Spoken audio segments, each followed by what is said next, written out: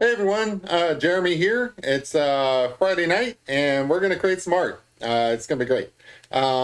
So I don't have any announcements to make, so I'm just going to jump right into it. What we're drawing tonight is a Mogwai. If you're not familiar with what a Mogwai is, that's okay. There's a lot of young people out there who don't. Mogwai is a gremlin before they become a gremlin. So there was a movie back in the 1980s by the name of Gremlins. If you've never seen it, I encourage you guys to do so. But I'm going to draw Gizmo from Gremlins. It's going to be awesome. Um, I can see some people's in the chat already, so I'm not even going to talk anymore. I'm just going to jump right into it and start drawing. This is going to be great. Let's see. Yeah, so I've already kind of sketched out where I want the Mogwai to be. I should probably show a picture of like what Gizmo looks like because there are a lot of younger people who don't know what Gizmo looks like. But I wasn't prepared, so I don't have one to show. Hopefully you guys will see what a Mogwai looks like as I continue along. But if not, just do a Google search real quick. The reason why I'm drawing a Mogwai is because I recently started watching Secrets of the Mogwai on HBO, or I guess they call it Max now. It's actually pretty good, and I've always been a fan of Gremlins, so I'm really looking forward to drawing this. I drew one when I was a kid once, and it didn't turn out all that great. Hopefully, this one turns out better. But enough introduction. I'm just going to jump in and get started. I think I'm going to start on the eyes area.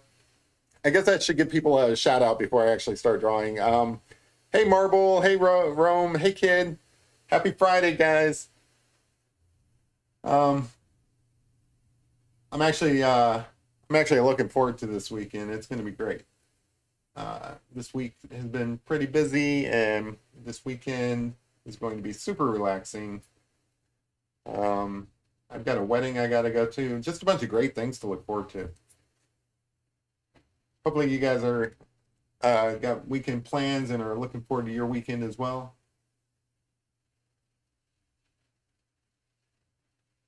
But yeah. So, I mean, like, who doesn't know what Gizmo is? Like, is there anybody in the chat who doesn't know who Gizmo is? I feel like I have to say this was a movie from the 80s because, like, I've had some friends that are younger who aren't familiar with Gremlins at all. Like, they've never seen it. I feel like it's a classic that everybody should have seen, but I don't want to make that assumption just because, like, I mean, it is from a different era. Yeah, I did kind of sketch it out beforehand. I like to do that just so that I know where everything is. I don't always do that, but whenever I do these colored pictures with like colored pencils or pastel pencils, I feel like that takes so long that I should at least sketch it out before I get started. Oh, okay. Well, at some point you should see that. I think it is like PG-13, so it's probably not for all audiences. My camera keeps glitching, blinking out. Sorry about that, guys. Um, it's probably not for all audiences because there are some like some violent pieces in it and stuff. It's kind of like a low key like horror film, but not really. It's more funny than horror. I don't know what I'm saying. It's just a classic. Everybody's got to watch Gremlins. Everybody's got to watch Gremlins, and then everybody's got to watch Goonies from the 80s in order to say that you've seen all the movies. I was just a little kid myself during the 80s, so I wasn't allowed to see it until later. But anyway, Ray's Mormon only PG movies. Yeah, this one's PG-13. In fact, its claim to fame is that this is the movie that started the whole PG-13 thing. They looked at it as like, well, this isn't an R film, but then they were like, yeah, this is a bit much for some kids, so they rated it PG-13. They invented PG-13 just for this movie and Temple of Doom, the Indiana Jones film. Yeah, Gremlins was the best. 1984. Geez, that's a long time ago. Um, the other reason why I wanted to draw Gizmo is I'm pretty sure he was the inspiration for Baby Yoda, who I absolutely adore. So I don't know if there was a direct influence on Baby Yoda, but they're pretty much the same thing. Like Baby Yoda is basically a furless Gizmo. I've seen some of those classics. They were kind of old, just not those ones. Yeah. Well, so it's a new classic as well because there is that animated show, Secrets of the Mogwai, which I think is great. I haven't watched all of them, but I did start watching them, and it's pretty good. It goes into kind of the history of the Mogwai and kind of where they come from and why they're. I don't know. It's like it has its ties in like Chinese magic and mysticism and stuff like that. They're like a forest creature or something. I don't know. I just started watching it, so I don't know all the things, but there's a couple of things about them though that you should know. One is you cannot get them wet. Like there's some rules to a mogwai. Like if you own a mogwai, you cannot get them wet. Like you can't give them a bath, you can't spill water on them or anything like that because they multiply. And what you end up with is like a ton of mogwai, which you don't want because they're bad mogwai. The Gizmo's the only good mogwai. And then the other rules are you don't want to expose them to too much light, like bright lights, because like sunlight will kill them. They have to be in like a dark place, like with the shades drawn, something like that. And then the most important rule, this doesn't make any sense if you hadn't seen the movie. The most important, but it makes sense if you do. The most important, yeah, the most important rule is you can't feed them after midnight. Because what happens is they turn into these evil little monsters that run around and tear up everything and they'll eat your face off and stuff. That's the whole thing behind the Gremlins. They start off as these cute little fuzzy creatures, but if you feed them after midnight, they turn evil and just basically wreck everything. So that's the basic introduction. From there, it's just they're super cute, and like I said, I'm pretty sure this is like the basis for where they came up with Baby Yoda from, or Grogu, or whatever you want to call him. But it's a classic film. I encourage people to watch it if you get a chance. It's a lot of fun. I am doing this in pastel pencil in case you're wondering. I didn't treat the paper this time just because I wanted to see how much of that makes a difference. Like I've been treating my paper with that sandy clear gesso stuff. I think it might be overkill for some of these pictures. Like the real important reason why you do the clear gesso is so that you can add a bunch of layers of pastel. But I think for this little guy, I don't think that's that important. I want to get the eyes really well here. There's like a lot of depth to them. The cutest thing about the Mogwai is their eyes.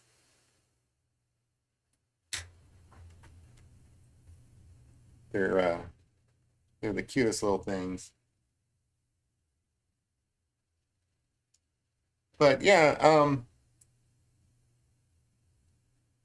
watching that anime show and I'm learning a lot of their backstory, which is cool.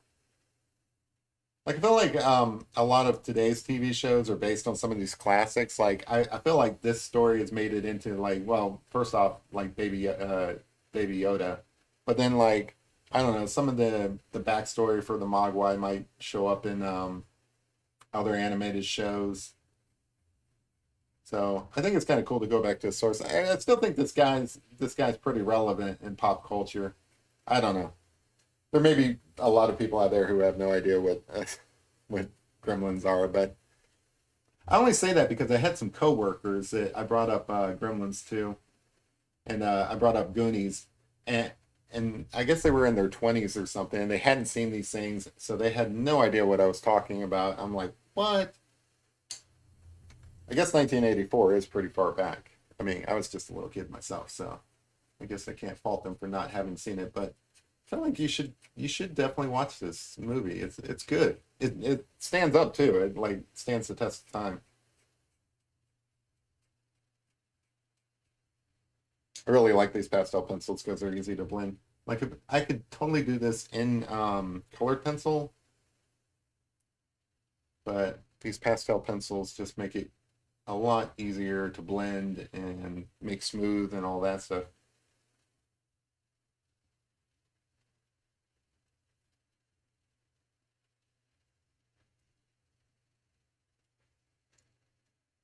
So how's everybody's week going? You guys looking forward to the weekend? I know I kind of jumped into this video pretty quick. Got all the normal introductions.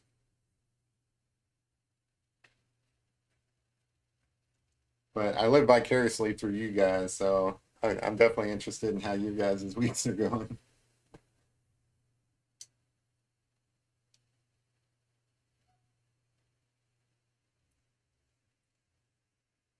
Does my video keep blinking on your guys' end? It seems like it is. If so, I do apologize about that. I don't know why that camera is kind of glitching out like that. Cool. Got any big plans? Like I said, I got to go to a wedding. I think that's going to be cool. Get to see some people I haven't seen in a long time. Oh, a lake, going to a lake to swim. Nice. That sounds like fun. Um, grab this pencil here real quick. I like going to like lake beaches. Not quite the same as going to the ocean or whatever, but I've always lived like in rural areas, like mountainous areas and stuff like that, and sometimes that's the only beaches you got. So, you take what you can get.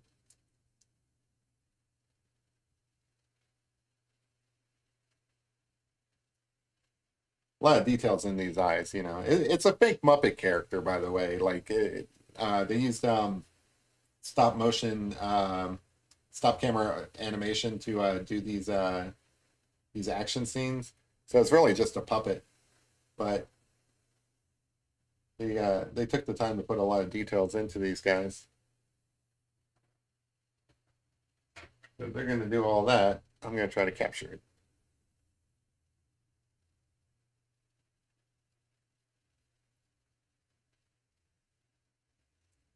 His eyes are brown, but there are like these little orange highlights in it. That's what I'm trying to get.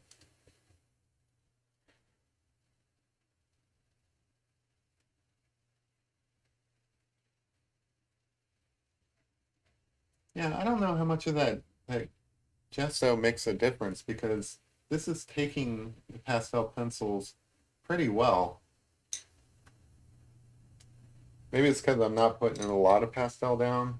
Like there's tooth to this paper already. This is Canson multimedia paper, which does have a little bit of tooth to it. So I don't think I'm running into the kind of problems that I thought I would have run into. The clear gesso is absolutely important for the watercolor pictures that I do, or watercolor paper that I use to do pastel pencils. Sorry, not watercolor. First off, you definitely don't want to do a watercolor picture of Gizmo because that's just messed up because you're not supposed to get these guys wet. So that would just be wrong. I'm not making any sense tonight, I know. It makes a lot more sense if you saw the movie.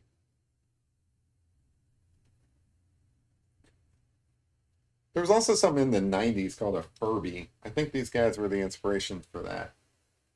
Furbies were these like little creatures that you would take care of, and they made sounds and stuff like that. Like they would respond to the light, I think. I don't know. I never had one. But I think these guys inspired that too. They had the big ears. Okay, I'm glad it makes sense. Hey, cool. You saw Indiana Jones. Great. Yeah, it's not my favorite, but I enjoyed it too. I thought it was pretty good. It's getting kind of mixed reviews, but it's got a good audience score.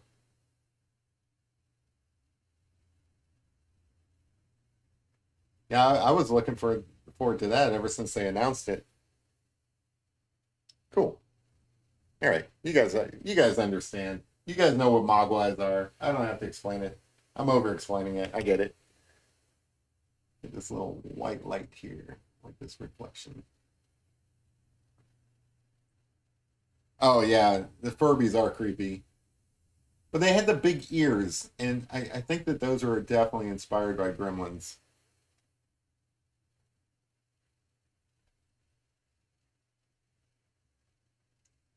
Get this little light reflection going, and then I think I'll use my. Yeah, see that eye's looking pretty cool already. Pretty realistic. Pretty happy with it at least. I don't know how long this little guy's gonna take. I think it'll go faster than some of my other drawings because there's not much to him.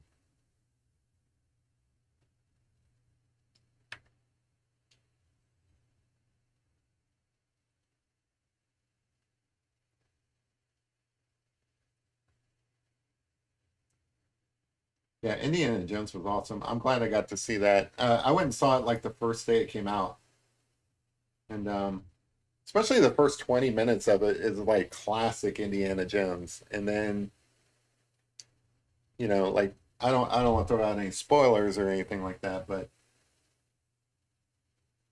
um, the rest of it, some of it, some of it's good, some of it I don't know. Like I would have made different choices, but it's out there now. It's canon.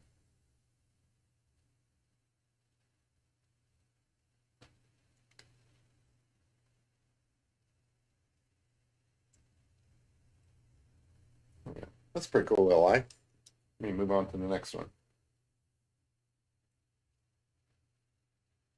Pinnacle Island. Yeah, yeah. So they were all like, oh, you're talking about Furbies, not these guys. This guy, I think was just a puppet. I don't know how they moved it. Like, I do think it was like all stop motion camera work, but I didn't see it when it was in theaters. I don't think because I was a kid when that came out. Like 1984 was a far back even for me. Um, but I think I did see it when I was pretty young. I don't know how old I was, and I don't think it like gave me nightmares or anything like that, but the gremlins themselves, like some people couldn't even watch them. They were pretty scary. I mean, they look pretty scary. They're just these like lizard kind of creatures that run around just wrecking stuff. Like, I mean, their whole thing was they were like super mischievous. So, they would there's this scene where they kind of tear up a theater and I think they blow up a theater or something like that. I don't know. It's been a while since I've seen it, but they're definitely up to no good.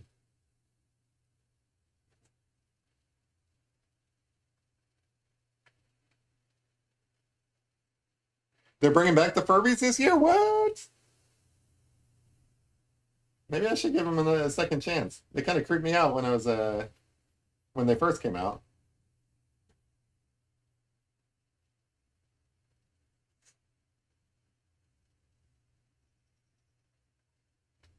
So I've been talking about how I'm doing all these pet portraits and stuff like that. This is secretly a pet portrait.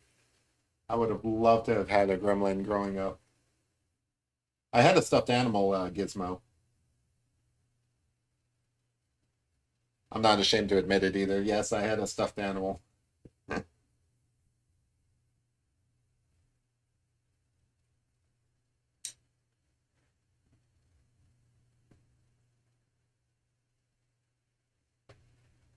Look at how easily these pencils blend. Like if you were doing this in colored pencils, you'd have to be using like acetone or some sort of solvent to get it to blend like this. With with these pastels, it just easily blends. I love it.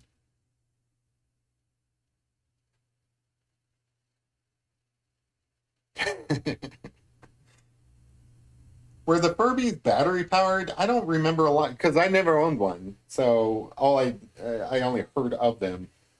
Were they battery powered, or did you plug them in, or how did that work?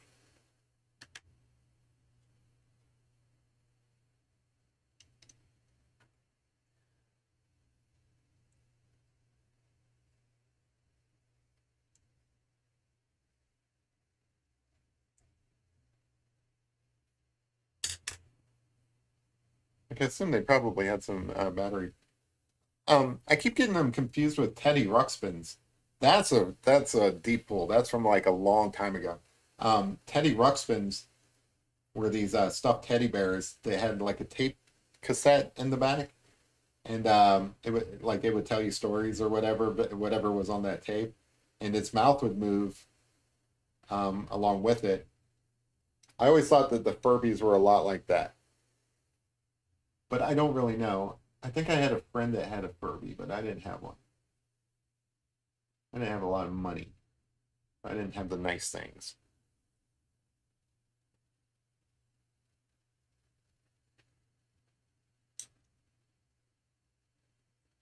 See, I keep forgetting which pencil which. There we go.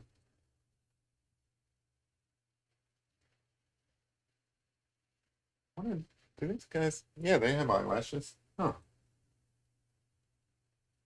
Learning new things about these little mogwais. I didn't know they had eyelashes. 4 AA batteries. Or, yeah, AA batteries. All right, cool. Yeah, I thought that was the case. I would have just taken the batteries out as soon as they start creeping me.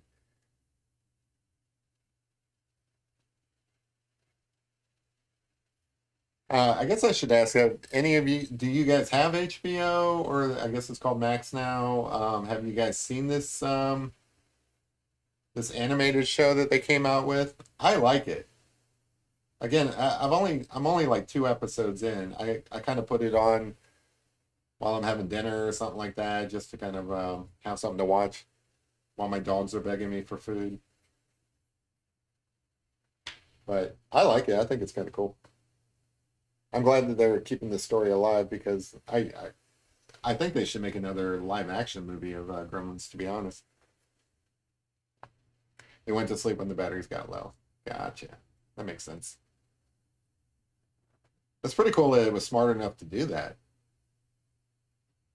So if they're bringing Furbies back, technology being what it is nowadays, I'd like to see some improvements.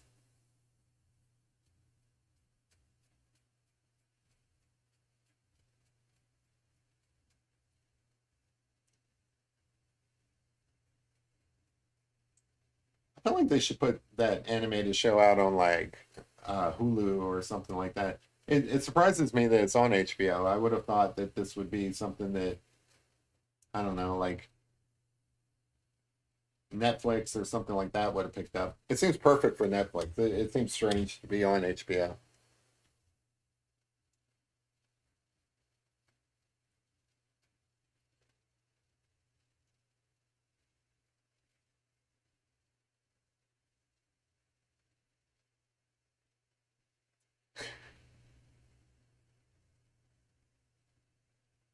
Oh, there you go. Busting out the paper and pencil. I've done my job.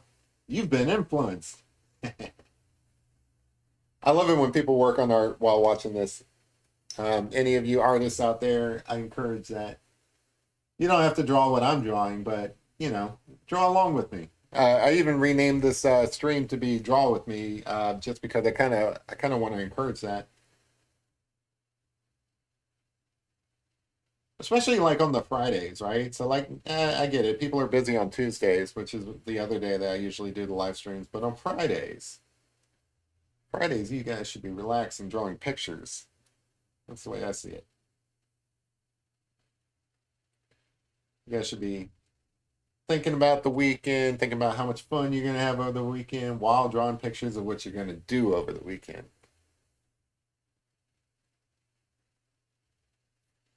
In fact, I might go looking for my stuffed animal. I think I still have a stuffed gremlin somewhere around here. If I do, I'll post it up on the community tab once I find it.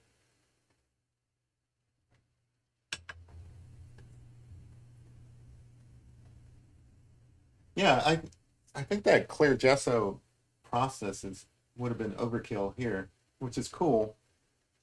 I was debating whether or not I needed it. I'm glad to see that I don't. That stuff's not cheap. I mean, it's not expensive either, but it's like 12 bucks for a little bit, so I wanted to kind of stretch it out a bit. Didn't know if I would need it or not.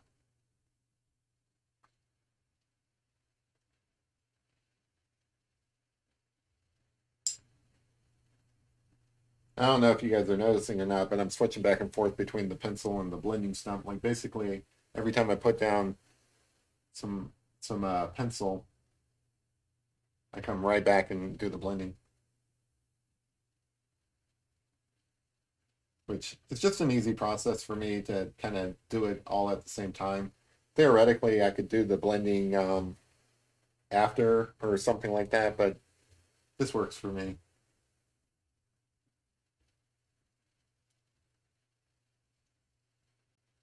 Plus, it kind of gives you guys an idea of like what it's going to look like a lot quicker.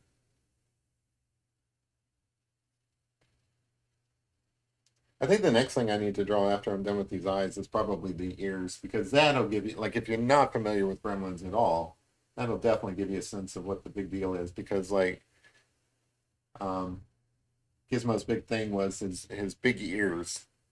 That's what they stole for Baby Yoda, I think. What? Gremlins 3: The Curse of the Mogwai? Is that a live action film?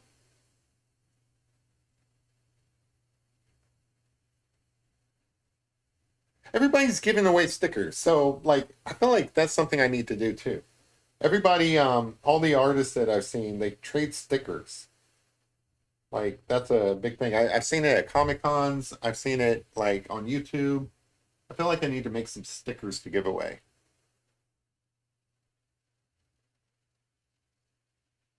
I'm so dumb. I don't really even know what I'm supposed to be doing. I just kind of make it up by what everybody else is doing.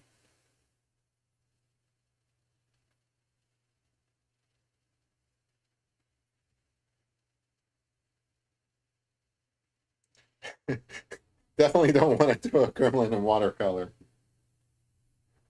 You'll end up with a bunch of little gremlins. If you've seen the movie, it's really cute how that works. Like basically, these like little fur balls pop out of Gizmo's back and become full blown gremlins or mogwais, I guess. I don't know. Is the evil ones mogwais when they're furry, or like when does it become a gremlin? I don't understand these parts. Maybe I'll explain that in the cartoon. Let me switch to this one.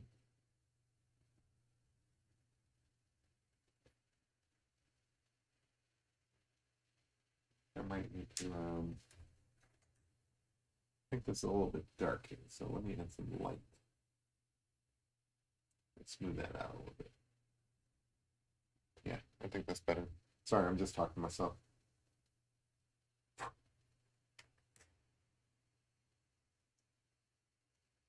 Oh, you're just making. There you go. The best art is stuff that you make for yourself. That's 90% of the stuff I do. Just things that I want to draw, things in the world around me. I still want to get to the point where I'm just drawing things that I see, not things that I'm doing for like any particular reason. Like this little Mogwai guy, I'm just doing it because I watched the TV show. It serves no real purpose. Although I am going to add it to my pet portfolio because I think that's funny. I draw pets. I draw dogs, cats, and Mogwais.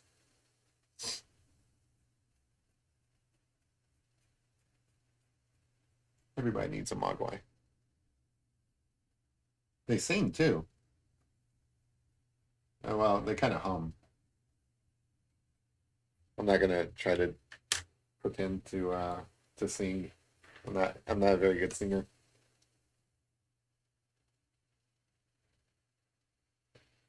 Fan art, exactly. This little guy's fan art. I am a super fan. Growing up, I think that this was probably one of my favorite movies. Like most of my movies, so I spent more time in the 90s than I did in the 80s, but most of my favorite movies probably come from the 80s. Gremlins definitely one. All the Indiana Jones movies. I was a huge Indiana Jones fan.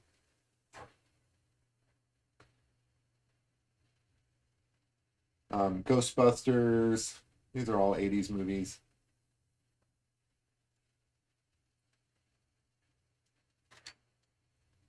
There's some good movies in the 90s too, but most of my favorite ones probably come from the 80s.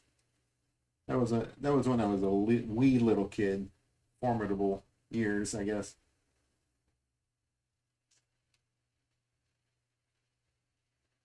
Can never get those white highlights as white as I want them to be, but I guess that's a good start. All right, so I might come back to these eyes and kind of like develop it a little bit more. Let me do one little thing here because there is like a lid here, eyelid. Make sure I put that in so that I don't forget it later.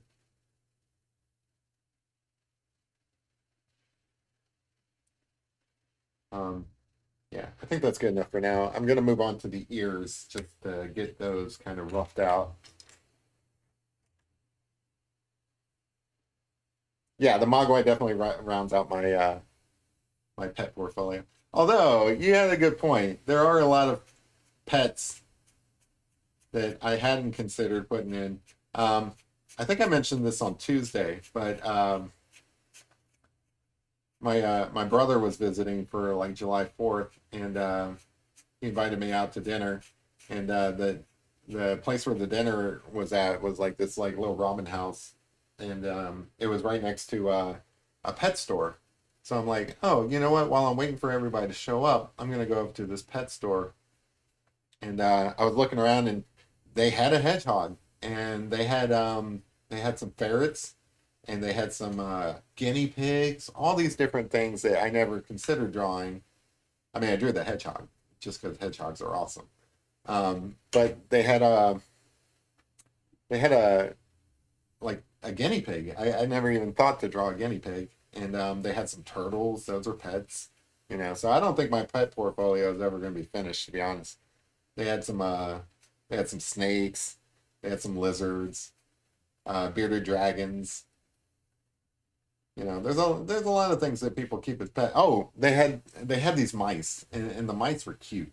I'm really seriously considering buying a mouse. I had a mouse before, like a little white one named Pinky from Pinky and the Brain, and I kind of want another mouse. A mouse as a pet is a lot of joy. Yeah, 80s do rock with that. Yeah, oh, I finally got around to that's another thing. Yeah, I finally got around to watching the new Top Gun. I didn't realize it was so good. Everybody kept saying it was good and everything, and I kept putting it off. But it's on Amazon Prime, so I'm like, oh, okay, well, it's July 4th weekend. I should watch something patriotic. So I watched that over the weekend, and man, that's a good movie. I didn't know it was going to be that good.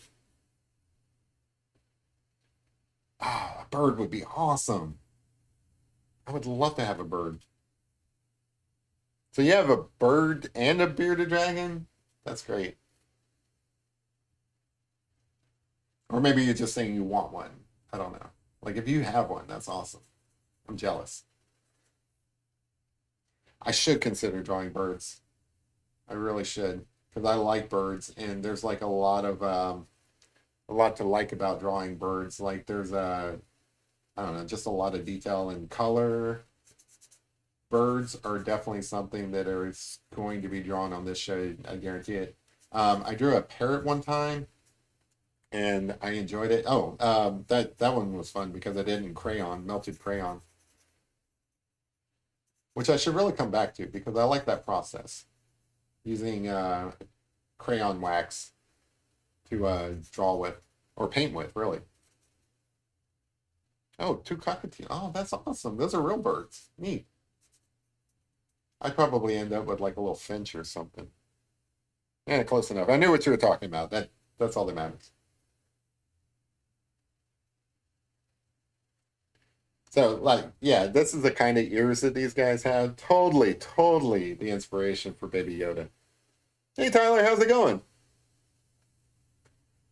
See, we got Tyler in here. We got Mama Q. We got Kid. We got Rome Dog. We got Marvel. We got a party. That's what we got.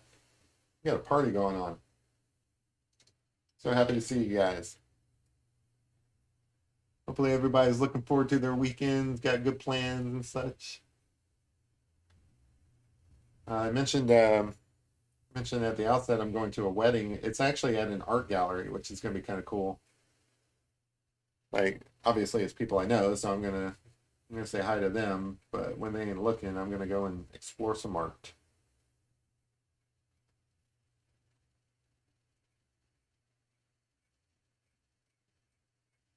I like it when people have weddings at venues that I can kind of wander around. Oh, you're being sent home early from work. That sucks. Well, I don't know. Maybe that's a good thing. I guess if you're being paid hourly, that might suck. I shouldn't jump to conclusions. Maybe you're looking for, well, you did say it would suck, so. I don't know why the camera keeps blinking out like that. That's irritating. So some of this stuff is kind of cast in shadow. So I'm really only going to do the tips of the ears or the edges of the ears right now. And then I'll come back and worry about that other stuff. Ouch! You smashed your finger. Well, hopefully there's nothing permanent there. Dang, Tyler, you gotta be more careful, man.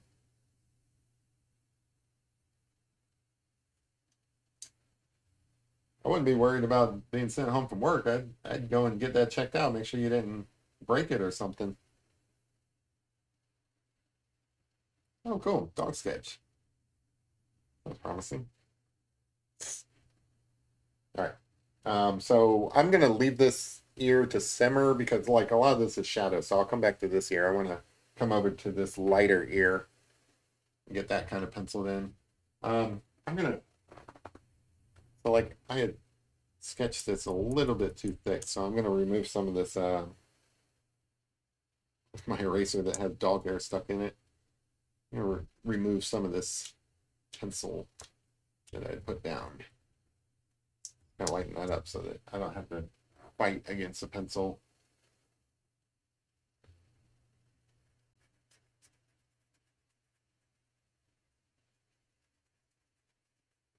I guess this is pretty good pencil or paper, not pencil. It's pretty good paper for working with pastel pencils. I mean, I don't think that I would be able to get a ton of layers into this, like if I kept going over and over it. But for something as straightforward as a Mogwai, where there's really only so many colors, I think this is. I'm just going to say it. I don't think this requires treatment at all. Like you probably still need the fixant to kind of trap the pastel in there. Like if you wanted to work with this, but if you get the Canson multimedia paper or mixed media, not multimedia, you get the Canson mixed media paper. There we go. I think you can probably use pastel pencils on it without too much trouble. Especially if it's light pictures like this. So this is like on white and it's kind of light colors. I'm not having too much trouble here, which is good. Ouch. Have you been to the to see a doctor there, Tyler? You should probably go and get that checked out by professionals, man.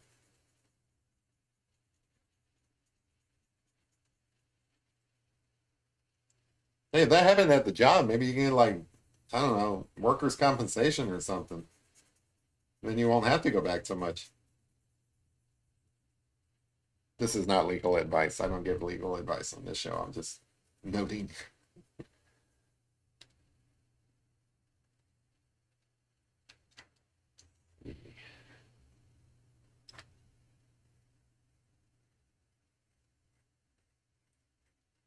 All I know is that sounds very painful.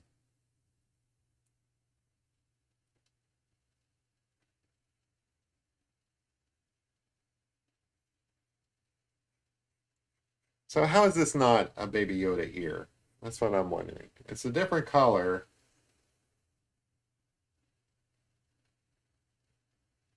Oh, okay, a telemed. I don't know, man. You might want to go and make sure that thing. Do you think it's broken? If it's broken, you might not want to wait. Of course, they'll tell you all this when you call when you have that telemed thing with them. But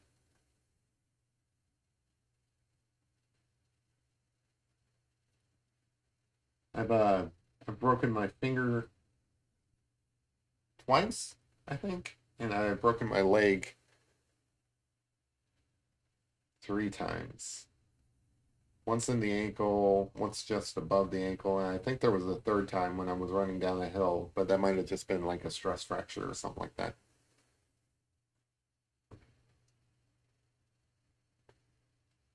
Oh, your dad's gonna X-ray it. That's cool.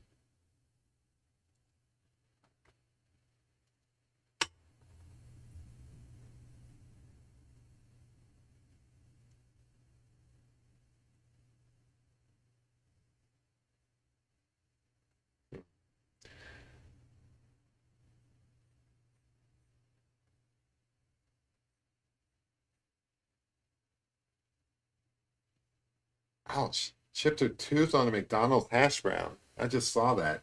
Ow! How's that even happen? Clearly, there's something in that hash brown that shouldn't be there.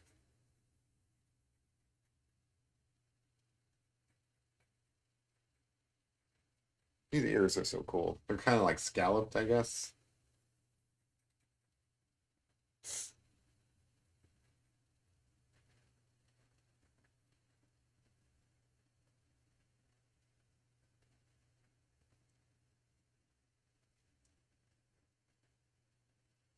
Ouch!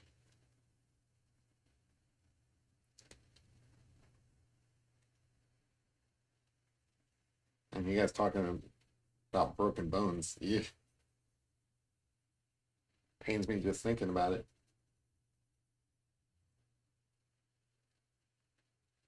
Well, let's hope it's not broken, Tyler. Like if it's broken, that's gonna take a little bit of recovery time. Hopefully, it's just smashed, which happens. Sucks, but at least you recover from it soon.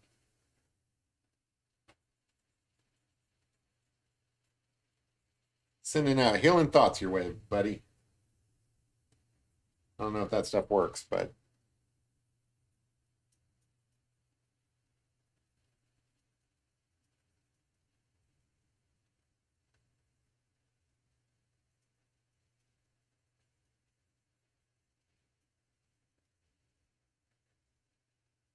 does kind of suck that you got sent home for that. But it sounds like it's for the best. I mean, you don't really want to be doing anything that makes it worse.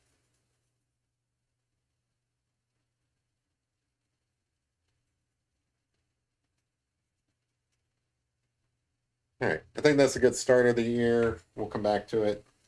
I always feel like I'm saying we'll come back to it.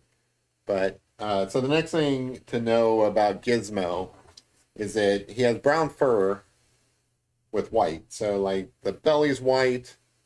There's like little white areas on the end of his arms. His legs are white.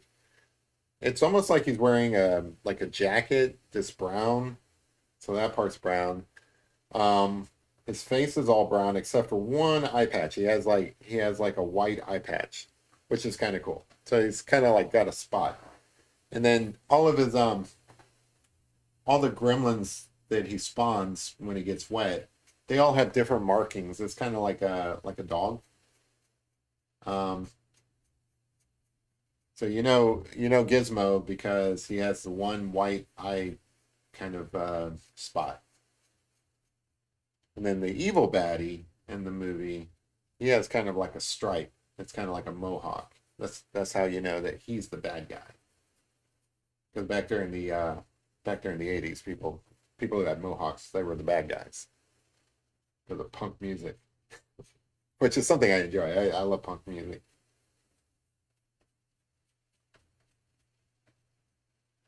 I do like doing fan art. Every time I do fan art, especially if something like Gremlins that I'm really into, Makes me think about how much I enjoyed the movie.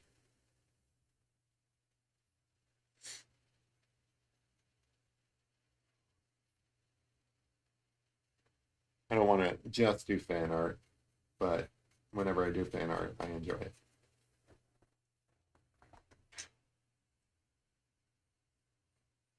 Yeah, it's flint and rapid, but most importantly, you know, try not to use it because that can make it worse. But again, it's a good thing that you got sent home. I know that sucks, but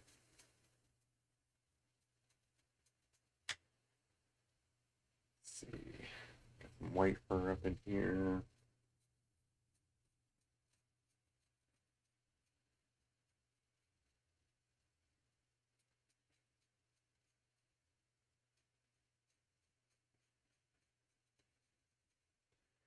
Ain't nothing worse than having a broken bone either. That stuff that hurts. And it keeps hurting because like anytime you move like say you break your let's say you break your finger, anytime you accidentally like just move your finger a little bit, it's like shooting pain all over again.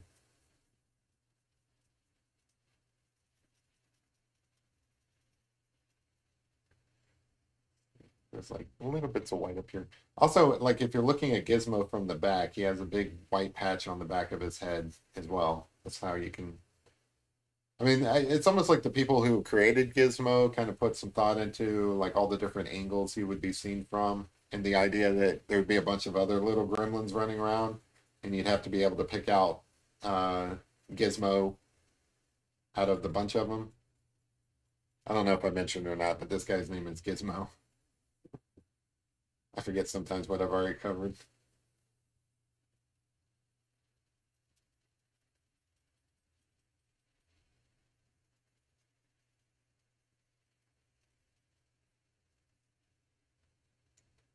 Oh, broken ribs. Ugh.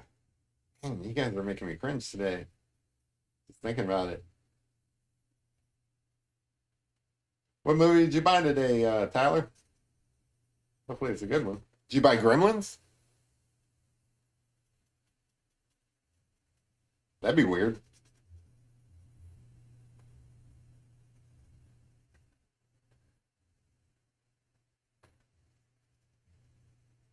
So obviously that's going to be darker. I just wanted to get that started. Get a bit of a nose in here. Got kind of a tiny little nose. Again, awful lot like Baby Yoda here. I pretty much think they just kind of copy pasted Baby Yoda, or at least came up with the idea for Baby Yoda from this guy. I mean, they couldn't have like carbon copied him because he was based on the full sized Yoda from before. But when they were thinking of what a baby Yoda might look like, they probably just came to the idea that it'd be like a hairless Mogwai.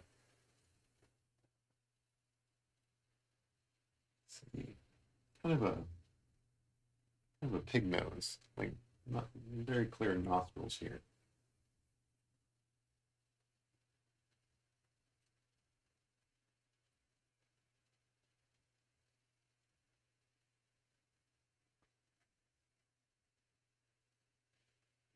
It's so much fun drawing these characters, ones that you grew up with and remember fondly.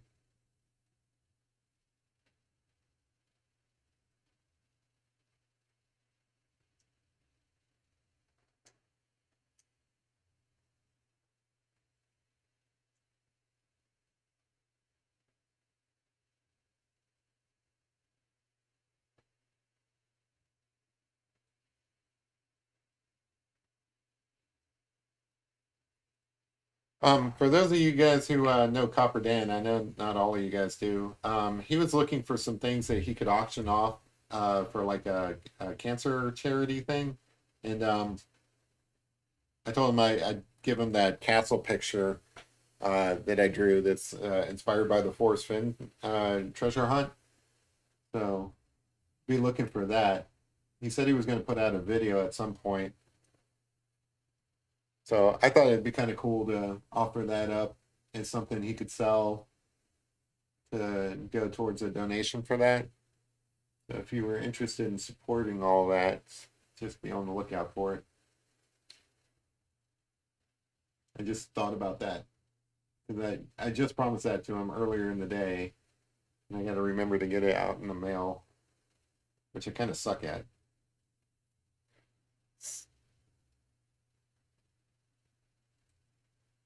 Because my day to day is usually pretty busy, so I always forget these like little things. That's a cute little nose, right? I love it when my drawings turn out cute.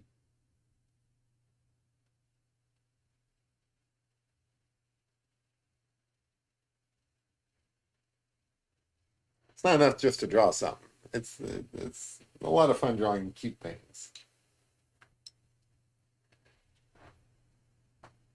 Cuter it is, the more fun it is to draw. Like people draw whatever they want to draw, and it's not like I can judge them um, for picking things that aren't cute. But I really enjoy drawing cute things.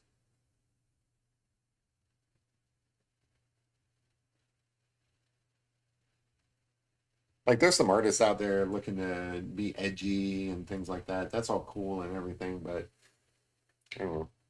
I like adorable things. All right, let's see if we can get this fur a little bit darker here.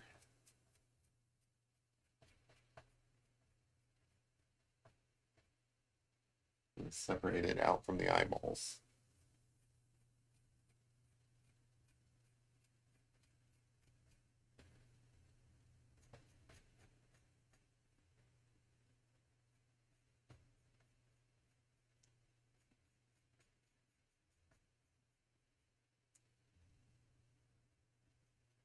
I'm trying to think what other fan art might I want to do.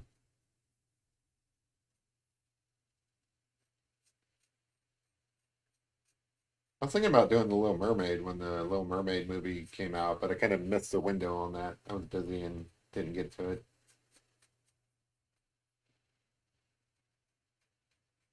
Should probably do Spider-Man.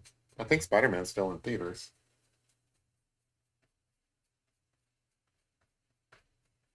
It's such a good movie, by the way. Like, I enjoy me some Indiana Jones, but if I had one movie to recommend that's in theaters, it would probably be Spider-Man because that's just a work of art. Such a good movie.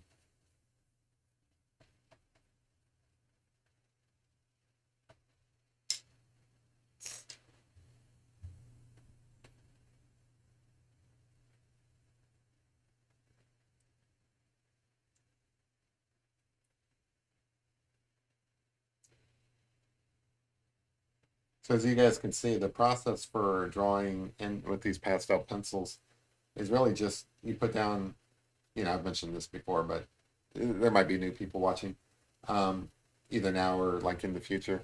But you just put down the pastel and then you immediately blend it out. And then after you blended it out, you just come back with another layer. And you're just basically repeating the drawing over and over again. And each time you're adding more detail, reinforcing things that you've already drawn, adding shadows, getting some of those light values in there, things like that.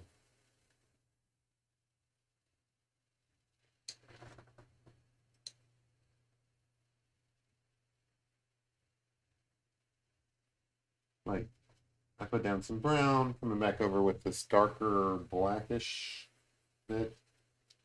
Not really black. I'm kind of trying to create a really dark brown by mixing the black with the brown.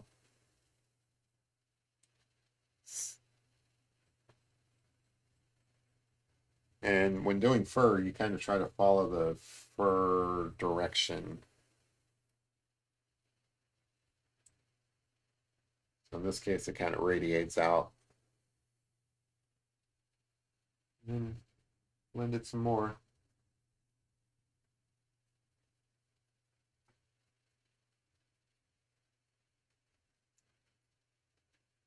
And this is why I said I didn't want to do this area here because like some of this is pretty dark fur actually. So the light source is over here. It's kind of coming down like this, which puts all of this in the shadows.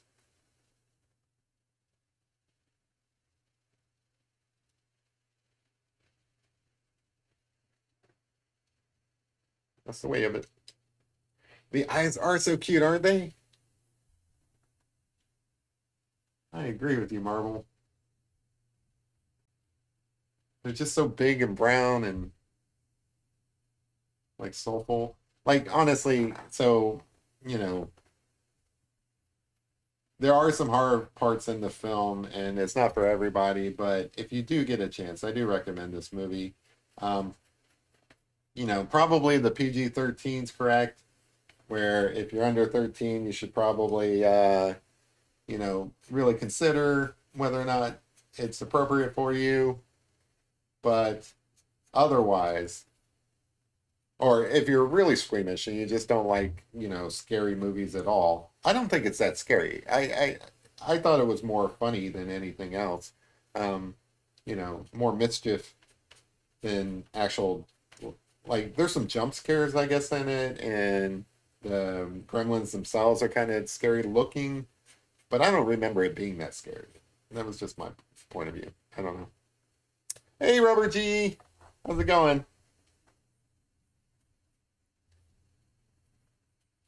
Anyway, it could be a scary movie. I don't know. It's been a while since I've seen it, but it's basically a Christmas movie at this point.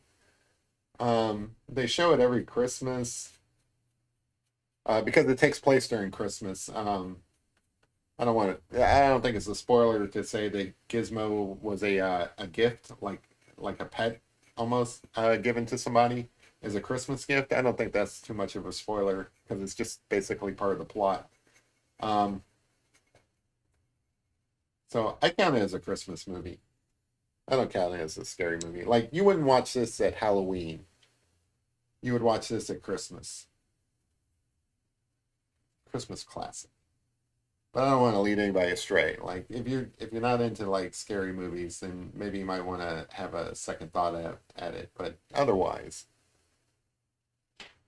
like how scary can a movie that has this in it be? Like this guy's adorable, and he makes up the bulk of the film, just running around doing adorable little things.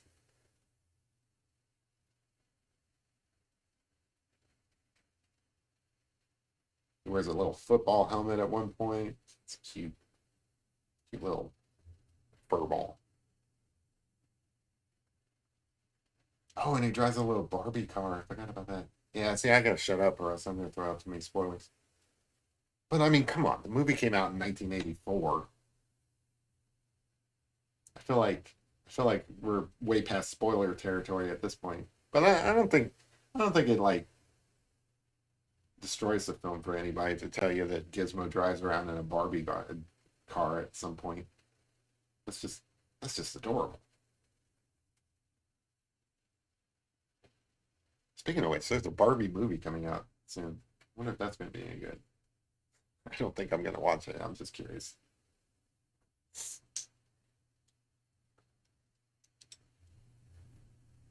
Like if I had a chance to have a Mogwai as a pet, man, that'd be awesome.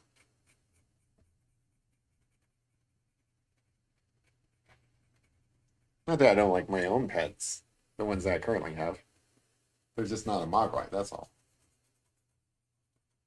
I don't want my pets to feel like they're being like diminished just because they're not a Mogwai. Well, all right, so there's some scary parts in the movie. Um, I wouldn't say they're too scary. It's not R-rated, it's just PG-13. So like it's kind of on the edge there. And I think it's because like there's some gruesome parts. Like first off, these guys turn into gremlins and they're kind of like in this like little cocoon that just kind of looks nasty. It's basically I don't know, it's just green and mucusy. It's just it's disgusting. Like to me, that's enough to get a not exactly for kids rating. That's kind of gross. Barbie. I'm not a secret Barbie fan. I'm just kind of curious. Like, this is the first live action Barbie movie that they're making. I'm just kind of curious how it's going to go. I'm more looking forward to the Teenage Mutant Ninja Turtles because it's animated, and I like animated movies. I think that's going to be cool. The previews that they've had, it looks like it's a really cool style. I'll probably watch the Barbie movie because it does look like it's fun. I don't know anything about Barbie. I don't have Barbie dolls or anything.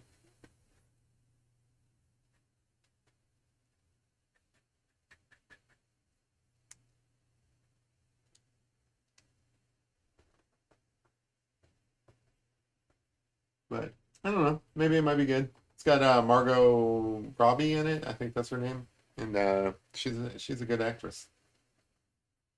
She's well, she's known for a lot of different things, but since I watched so many comic book movies, she plays Harley Quinn,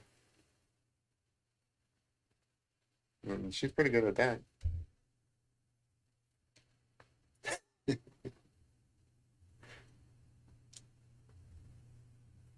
I only like Barbie because Gizmo drove a Barbie car. That's it. That's my excuse.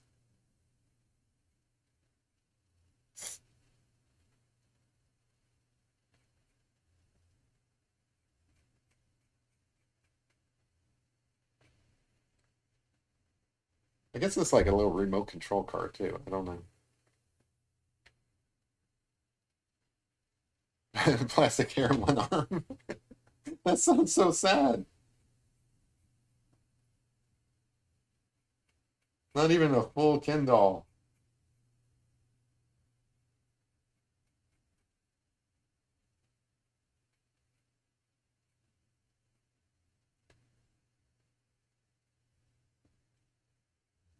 Nah, my thing was I guess I did play with dolls because like my big thing was GI Joes. I had a bunch of GI Joes. I'm trying to think. I don't think they're made by the same company. GI Joes is Hasbro, and then Barbie would have been Mattel. I've got a friend who collects Barbie dolls, and she's got a pretty big collection too. Like it takes up an entire wall. I'm sure she's looking forward to the movie.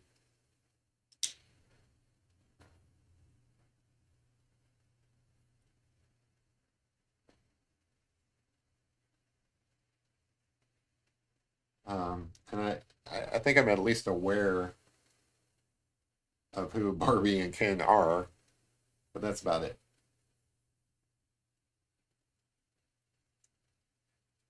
And if there's other characters and stuff, I have no clue.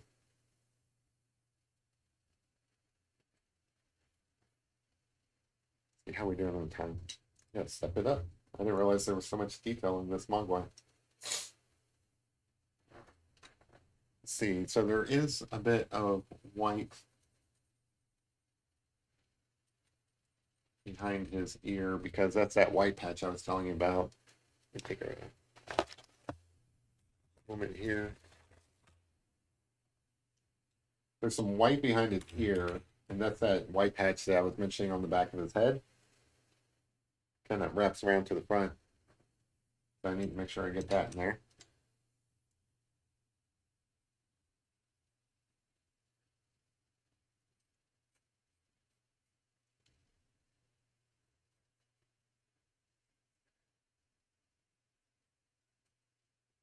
I figure I can come back and do some of the shading after the fact, after I get these major features in.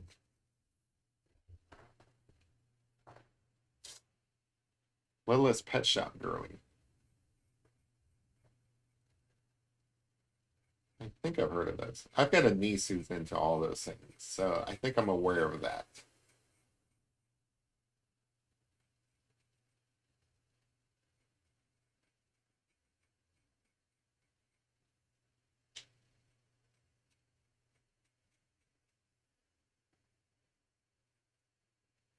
Yeah, it should probably be mentioned since we're doing this Mogwai.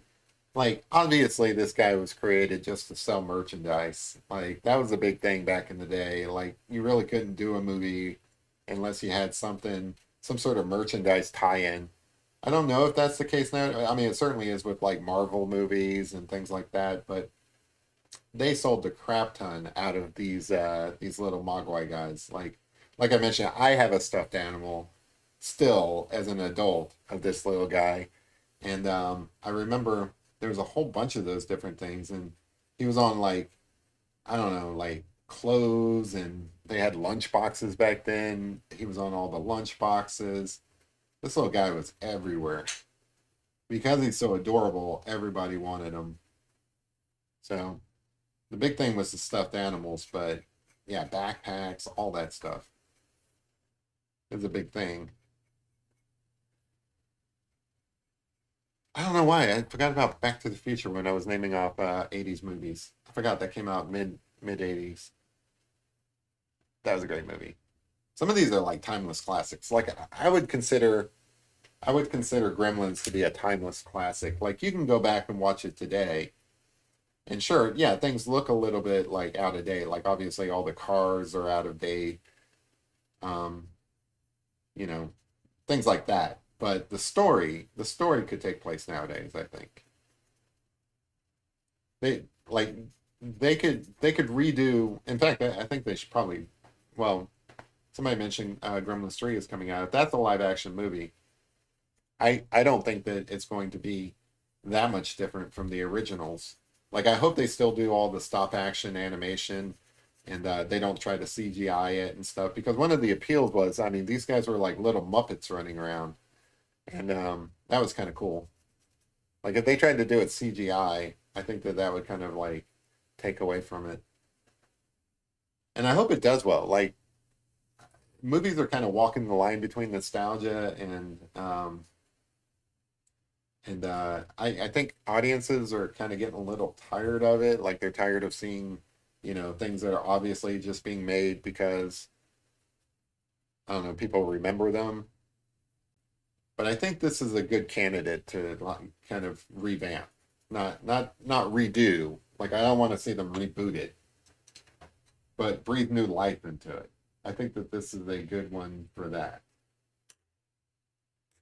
because just watching the animated show, kind of off on a tangent here, but just watching the animated show, I mean the story is still there, you know. Like I feel like I don't know, kids could watch that animated show and develop a new appreciation for the Gremlins that I grew up with, without feeling like it's dated or old or anything like that. So I support that.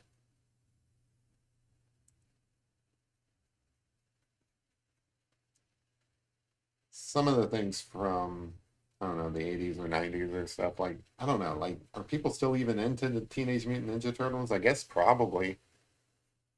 I'm looking forward to it, but I don't know if it kind of connects with people the same way that Gremlins do. Gremlins never gets old.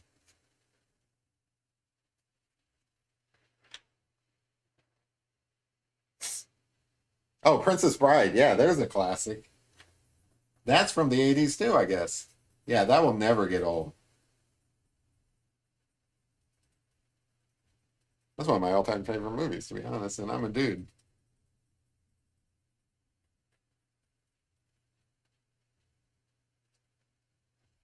Yeah, Nightmare.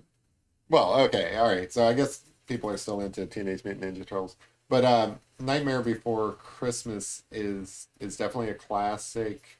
I think that came out in the mid '90s, I think, and yeah, that's never gonna get tired or bored or anything like that. That's never going anywhere. And I think it's fine just to leave it as is. It's not like they have to reboot that or anything. Like I can't picture anybody other than Tim Burton doing Nightmare Before Christmas. So if they do another one, they're gonna have to hire him.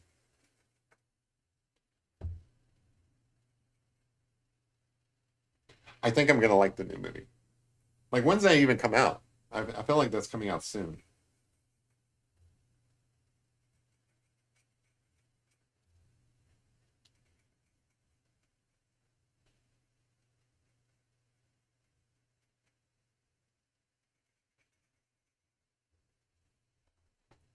It's it's a good movie.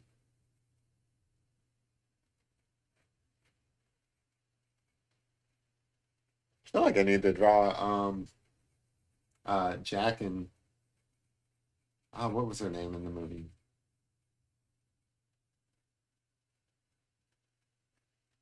I don't remember what the girl's name was in the movie. It's been a while since I've seen it. That's another Christmas classic. Like that's one of those ones that you should see every Christmas, but I didn't. So I don't remember what the girl's name is in it.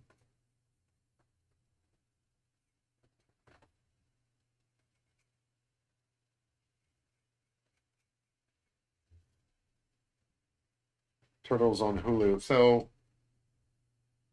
is that the one that? All right, I'm gonna have to look that up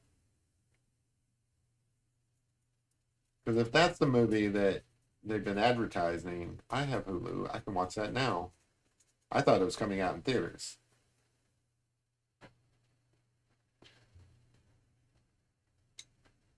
I'll come back to this fur. I just kind of want to make progress here on his face. So I'm gonna go ahead and do his mouth here. Yeah, Sally. Oh man, I totally forgot. Okay, yeah. So Jack and Sally. Yep. Yeah, that's a really good movie. I feel like they could do a sequel to that. Like I don't think that'd be weird.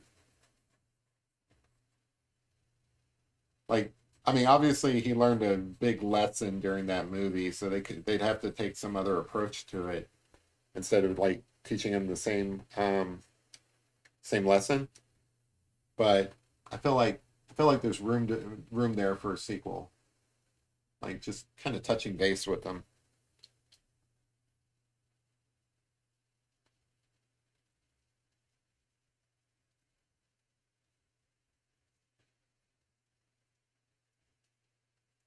That's definitely a classic there, Marvel.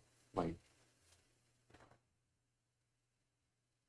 technology isn't your best friend. I work in tech and technology isn't my best friend. I don't think technology is anybody's best friend. Technology is designed to make us frustrated and angry. Not much that's all that user friendly.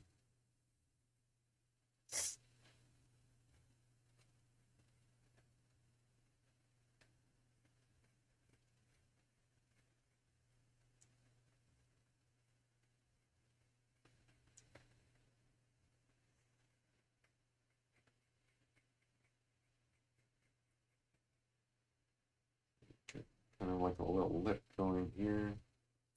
He's got he definitely has like a baby Yoda kind of like um kind of what kind of mouth would you call this? Trying to think what kind of like what animal would have this kind of mouth.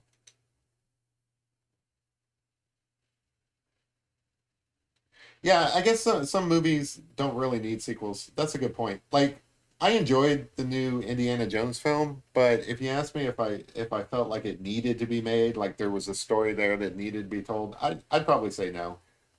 I watched the Indiana Jones movie just because I'm an Indiana Jones fan, and whatever they put out with Indiana Jones, I'll watch. Like if Disney were to take the property and make like a young Indiana Jones prequel or something, I would watch it even if it doesn't have Harrison Ford in it. Um, but if you ask me whether or not I felt like they need to tell a new story with Indiana Jones, I would probably say no. It wasn't necessary. I mean, the guy's like 80 years old. I feel like, you know, they've told the Indiana Jones story enough. That said, I did enjoy the film and I'm glad they made it. I'm just saying that they probably didn't need to. And that's probably the case with something um, like Nightmare Before Christmas. That's a complete story standalone. It'd be nice to touch base with old Jack and Sally, but not necessary. If they made it, I would watch it. I'm kind of a sucker for that kind of stuff. Like, let's be honest, half the Marvel movies they're making nowadays doesn't need to be made. They could have just called it quits after Endgame and considered the entire Marvel franchise done. But they keep coming out with these movies. I'm going to keep watching them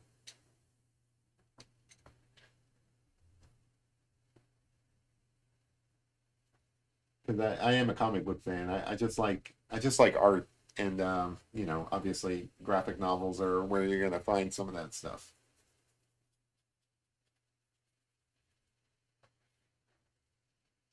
He is 80 years old, running around doing adventures and stuff. Good for him.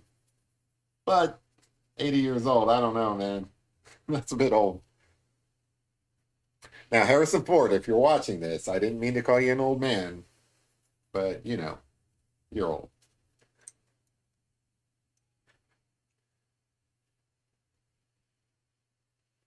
Tell you what, if I ever make it to be 80 years old and I'm half as in, you know, like good shape as him and, you know, healthy as him, running around fighting Nazis as him, I would count my blessings.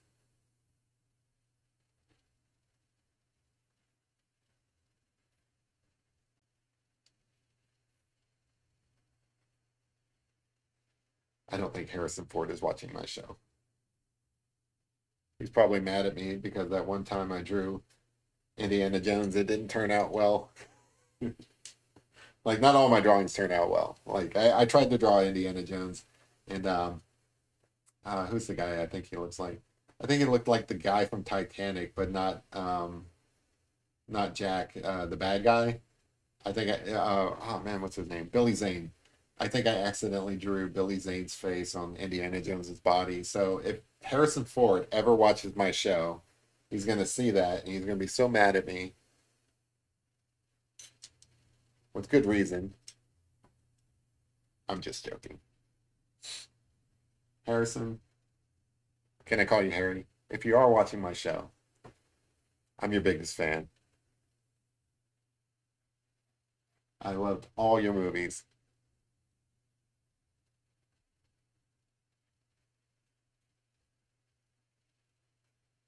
I would love to meet Harrison Ford. That would be so awesome. The only celebrity I've ever met in real life, I think this is true. I can't remember any others. Is I met George Clooney before.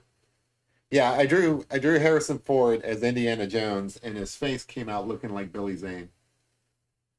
That's so embarrassing because like the guy's my hero. I love Indiana Jones, and I couldn't even draw Indiana Jones. That sucks. I can draw Gizmo, but I can't draw Indiana Jones. What's wrong with me?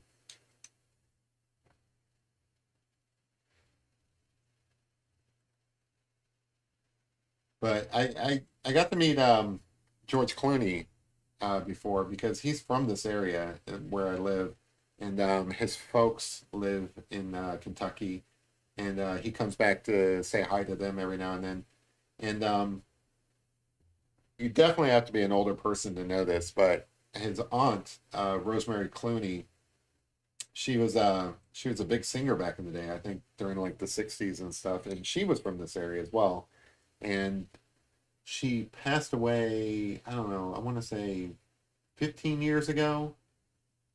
And I was living in the town that she was from, where they buried her. So there was a bunch of celebrities who came out for her funeral, and I didn't get to see them because I was busy and I didn't go to the funeral. But it was a very public funeral; anybody could have gone. And anyway, Al Pacino was there. George Clooney was there. I didn't see them at that time, but later after that, he would come back and he would put on like these public shows, and he eats at the restaurants there and things like that. And I got to meet him when he was doing a like a tribute to his aunt one time. It was like a music festival, and he walked right by the place that I was in, and I got to get his autograph, which was cool. And then, so that was the first time I got to meet him. And then the second time He was there premiering that movie that nobody saw. Like I think it bombed in the box office, but he did that movie Leatherheads with Renee Zellweger, and they premiered it. This is in Maysville, Kentucky, where I used to live. I don't live there anymore, but they premiered their movie in Maysville. And Maysville's like this kind of small town, and everybody knows everybody kind of deal. And it's kind of small, so like if somebody's premiering a Hollywood movie in your town, everybody turns out for that. And I was able to, like, it was pretty busy, but I was able to like kind of get both of their autographs at the same time because there was a big crowd, and I kind of like fought my way through the crowd. It's not that bad, but it was kind of like that. So I got their autographs on like a Leatherheads poster. So that was the second time I met him, and I think that was the only time, two times I met him. But he was in town several times. He eats at a restaurant there. His folks are from there.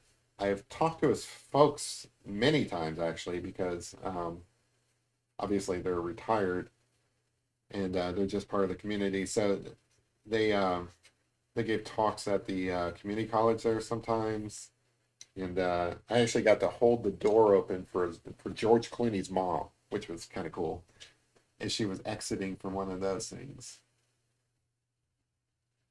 And that is the only time. No, that's not the only time I met celebrities. Now that I think about it, I went out to Los Angeles one time, and I'm just remembering all these little things.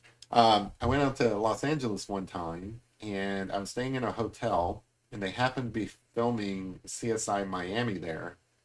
And who's the guy in that? Whoever the redheaded guy is in that show, he was coming back from doing like a take or whatever, and it was out by the pool. And I had just been walking out. I didn't realize they were filming a movie there, and I kind of like almost walked right on set, and there he was. So I got to meet him. I didn't get his autograph, but I got a picture with him. That was kind of cool. Hey, Strawberry, how's it going? Oh, your best friend met Harrison Ford? How did I miss that? Yeah, the sunglasses, man. That's the guy. Um, so I got to meet that guy. I'm super jealous of Mama Q's friend though. Like that, meeting Harrison Ford would be like the highlight of my entire life, to be honest. I'm not that much of a fanboy, but I am that much of a fanboy. If I met Harrison Ford, I'd be like, oh, okay, all right, life is over. I've done everything that I could possibly do in this life. I give up. I'm going home. That would be so awesome. Anyway, distracted me for a minute.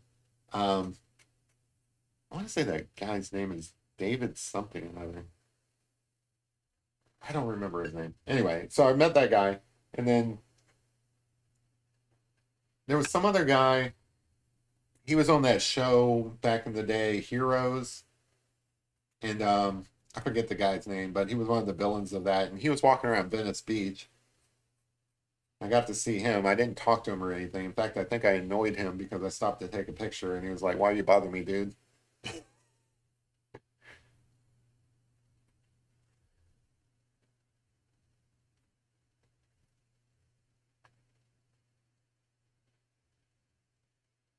Oh wow, that would be awesome.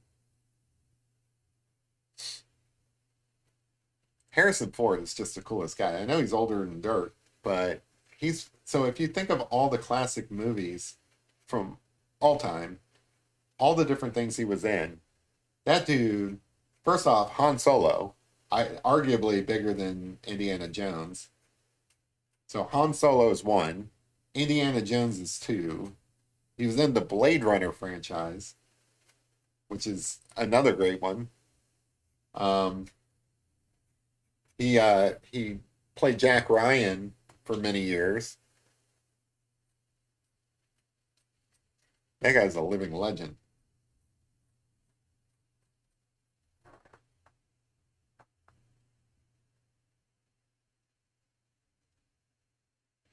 Oh, that's cool.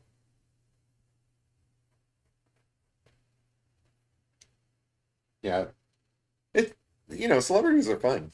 Like they're just people like anybody else, but it's still kind of cool because like I don't know. The cool thing about meeting a celebrity is everybody knows who they are. So, like, if you met a celebrity, you know, there's only one of them in the world. It's not like there's a multiple Harrison Fords out there, or is there? That'd be kind of weird. Let's see how we doing on time. All right, gotta get all this fur in here. This little guy has a bunch of fur. Let me blend some of this out.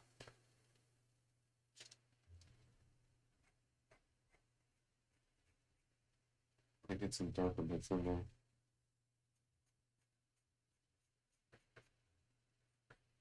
I love Gizmo. Gizmo's so cute.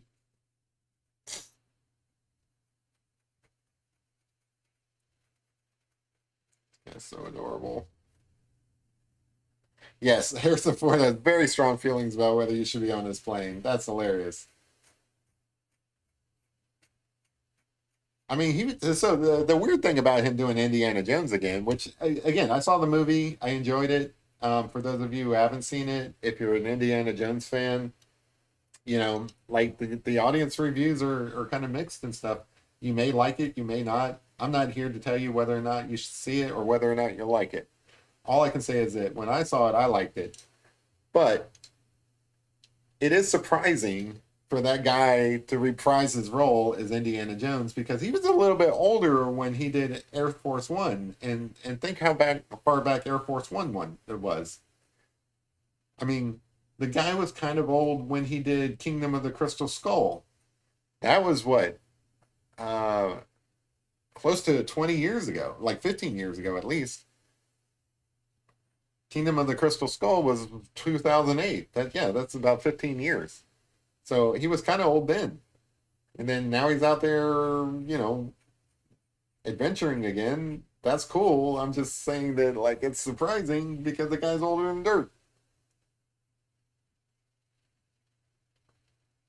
I am nice. Thank you, Marvel. Thank you for recognizing that. I think I'm nice too.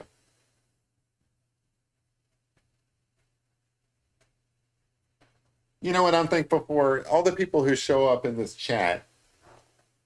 You guys are some of the nicest people I have ever met. Like, you guys don't come in here and argue, you don't fight.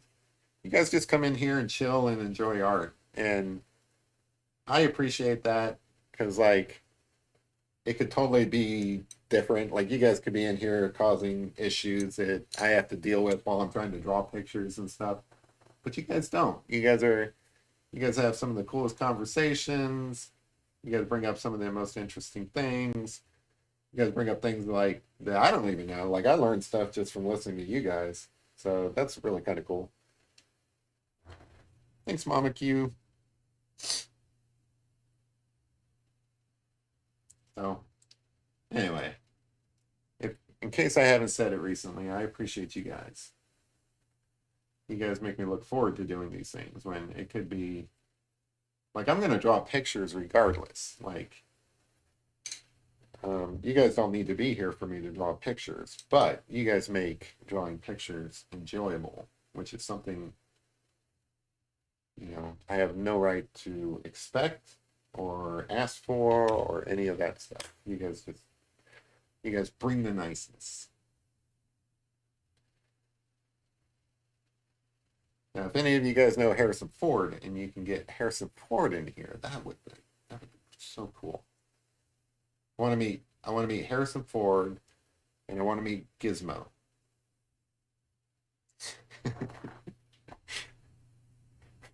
Gizmo's probably in some prop room somewhere in Hollywood. Like he's just a puppet, so he's probably.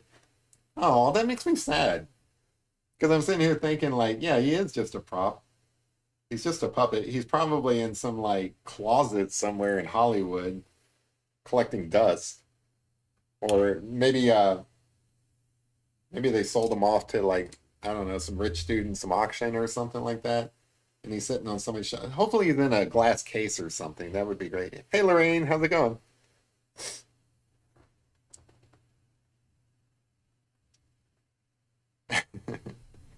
Yeah, Forrest Fenn was old. Uh, so here's the thing: Harrison Ford is as old as Forrest Fenn was. That should blow your mind. Because he played a 70-year-old in this movie, I think. Yeah. I think he's supposed to be 70 in this Indiana Jones film. But he's like 80 in real life. I think he's 80. He might be a little bit older than 80, but more or less. That's nuts. But you know what they say. 80s are the new 70s. People are living longer, people are in better health. I mean, I think the guy takes care of himself, you know. It's not like he's some 80-year-old smoker that's coughing up a lung or anything like that. I mean, he stays in shape. He wears his age very well. He's out there flying planes and crashing planes and stuff like that. That's another thing. He's a pilot, and he that's amazing. Little overlaps. Indiana Jones is timeless. Harrison Ford is not. That's well said. That is well said. Honestly, Indiana Jones started his archaeology career in the 30s. That tells you how timeless he is.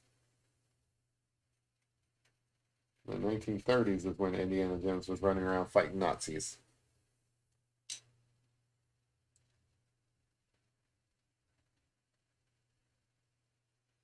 I know it's not everybody's favorite film, and it's probably not my favorite, but I enjoyed Crystal Skull back when that came out. Like, I know that's controversial to say because you're supposed to hate it, but I didn't hate it. I actually thought it was pretty good. But I'm easy to please. Like, they can make whatever Indiana Jones movie, and I'll watch it. I don't care. It's better than Star Wars. Better than the most recent Star Wars that they put out and stuff. I feel comfortable saying that as a Star Wars fan. I'm a huge Star Wars fan, and those the sequel movies that they put out, they weren't all that great. Some of them were. I liked what was it called? The one that kicked it off. Not the Last Jedi. The Force Awakens. I enjoyed that one. There we go. I had to think about that for a moment. Look at this guy. This guy's so freaking adorable.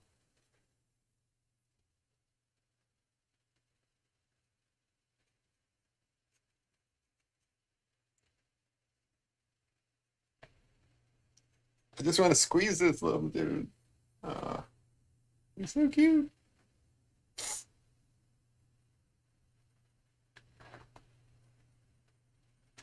I don't know why my camera keeps blinking like that, but yeah.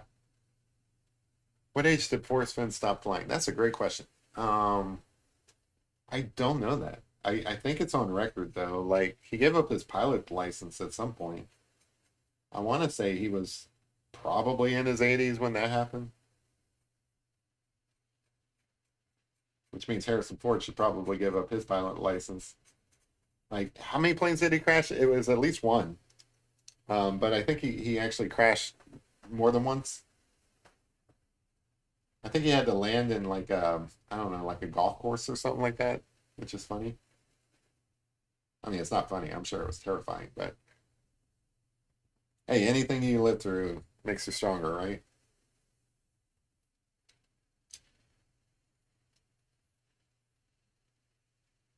Yeah, I think Crystal Skull was just a little strange for people, but I like aliens and stuff like that, and it's Steven Spielberg. He does a lot of alien movies, so it wasn't that strange to me for them to do like an alien type film. Plus, I looked at it as like it takes place during the 50s, right? And like during the 50s, there was that whole sci-fi flap where people had seen things like UFOs, and it was very much in the public consciousness that UFOs might be out there. Um, so for that film to take place during the 50s, I think it was the 50s, early 60s, maybe not 50s. For that film to take place during the 50s, it wasn't that strange. It made sense to me to have aliens in it. Doesn't kill you, make you stronger. It's the truth.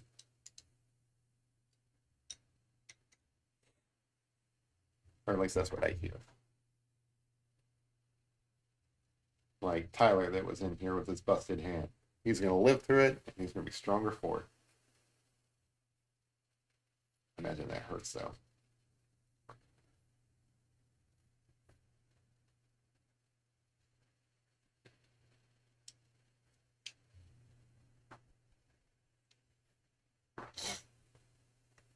Yeah, I don't remember when that was even.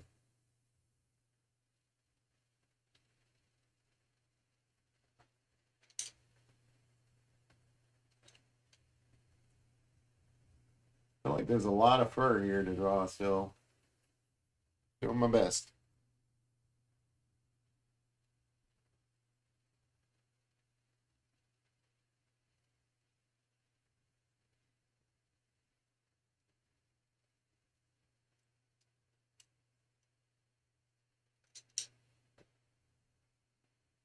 Are there any movies opening this weekend?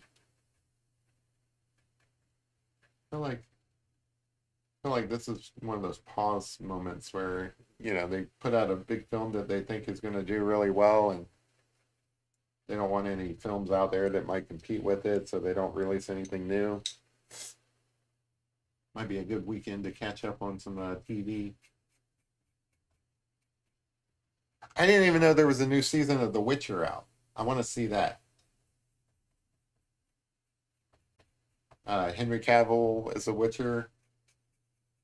Probably not something everybody's into, but I like the first two seasons. And then they have a new season of Jack Ryan out. I've been watching that. That's pretty good. I think it's the final season of that.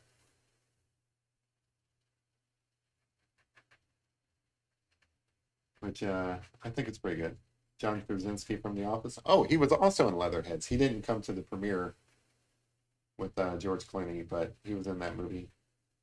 I think he had some conflict with The Office or something he was doing at the time, so he wasn't able to make it. But Renee Zellweger was there, which was pretty cool. And George Clooney is nice.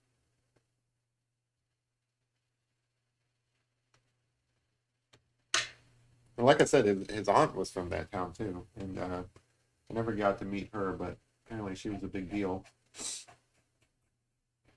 Back in the 50s is when she started her career. She was in a movie. What was the name?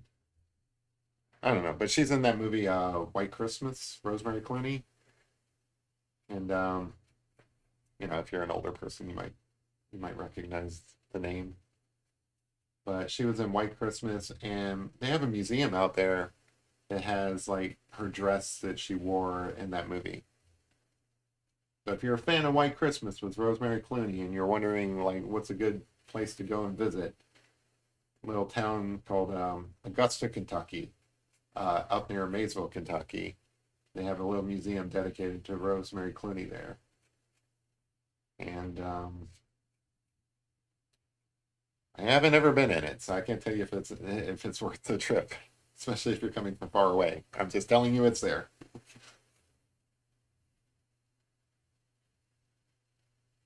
I like kid shows. Like some of my favorite shows are kid shows, like Adventure Time. That's made for kids. I love that show. So if you want to recommend a show to me that's a kid show, I'll watch it anyway. I don't care if it's good. There you go, Lorraine. You know what I'm talking about. Yeah. So if you are interested in going to a Rosemary Clooney museum, they have one in Augusta, Kentucky. And if you're lucky, you might run into George Clooney's dad, Nick Clooney, and not Rosemary Clooney, sorry, Nick Clooney and Nina, I think is her name. They both live in Augusta, Kentucky. And if you're really super lucky, you might run into George himself because he comes out and visits them all the time. And they usually meet up at a restaurant in Maysville called Caproni's, which I think is still around to this day. That's his favorite restaurant in Maysville. And if you're really lucky, you might run into him. Otherwise, there's no real reason to go to Maysville, Kentucky. It's a super, super small town. There's not much to it. Yeah, Adventure Time is awesome. Oh, and Regular Show. Yeah, there you go. I like Regular Show. I like these shows. These aren't kid shows. Some of these shows are just made for like people. You know, it doesn't matter how old you are. Like Adventure Time, I don't count that as a kid show. I mean, maybe. Adventure Time, it's just general fun. I enjoy that show. Like Finn and Jake, and it's better than like The Simpsons or whatever. Like I enjoyed The Simpsons too, but that'd be like calling The Simpsons a kid show. It's just a good show. And clearly, I'm a big kid. I go to Comic Cons and I care about the Teenage Mutant Ninja Turtles. I never grew up.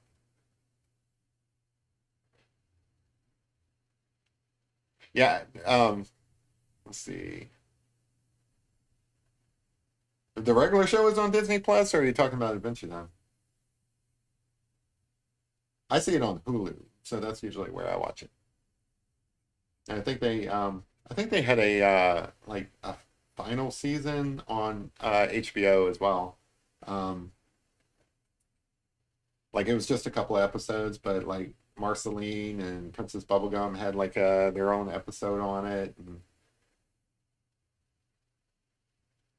Ice King. Okay.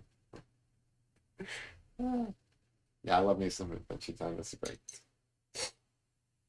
So surprisingly, I'm not very good at drawing hands, but I'm actually liking this Gizmo hand I drew. I think it looks pretty decent.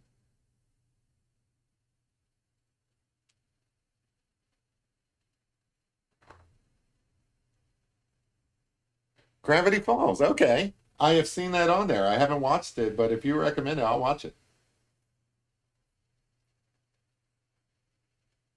Oh, if it's like Rick and Morty, I'll definitely watch it. I'm a huge Rick and Morty fan.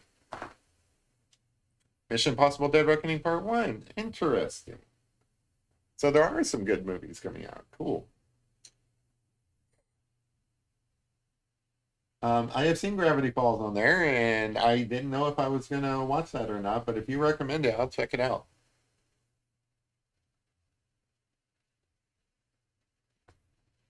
I rely on you guys to tell me what's going on out in the world because all I do is draw and I don't pay attention to things. So I appreciate it.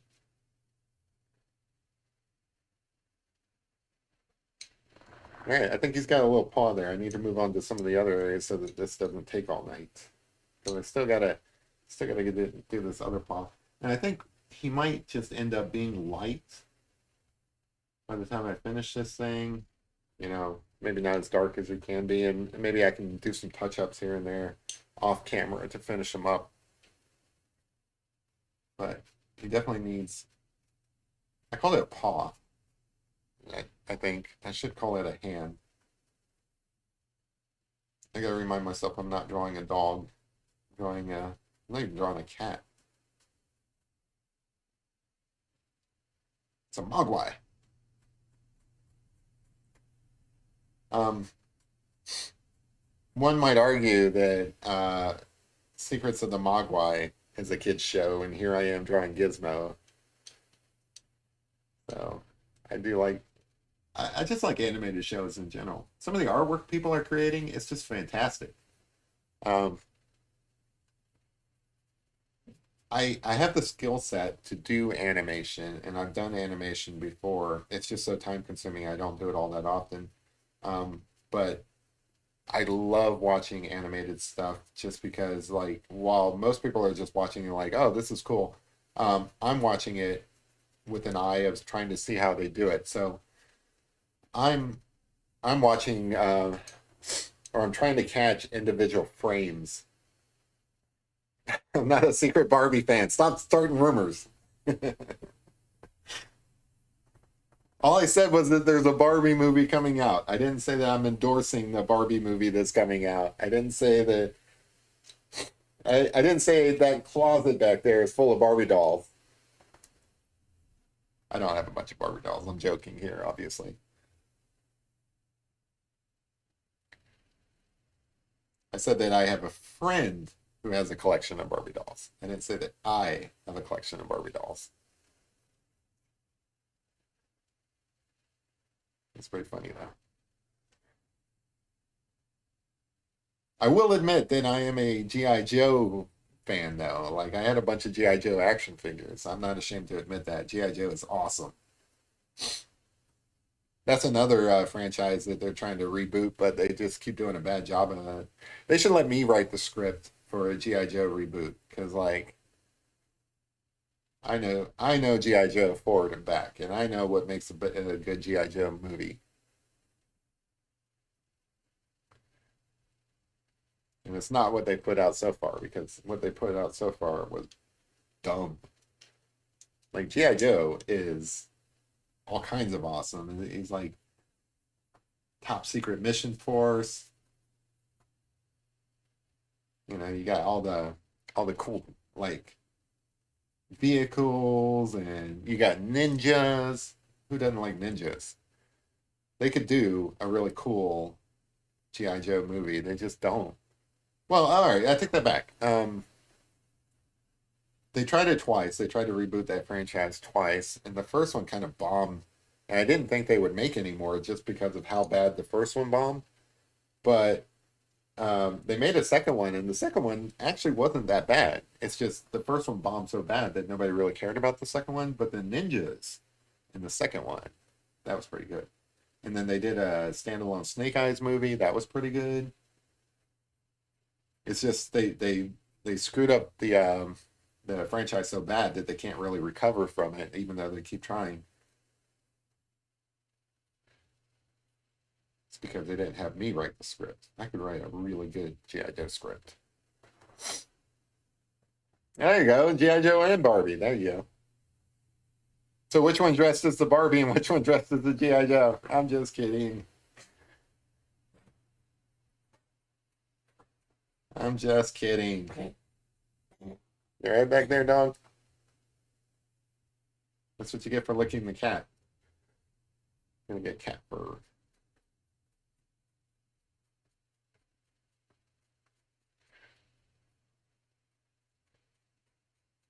There's nothing wrong with Barbie. I'm just not. I just don't have a collection of Barbies. It's a vicious rumor.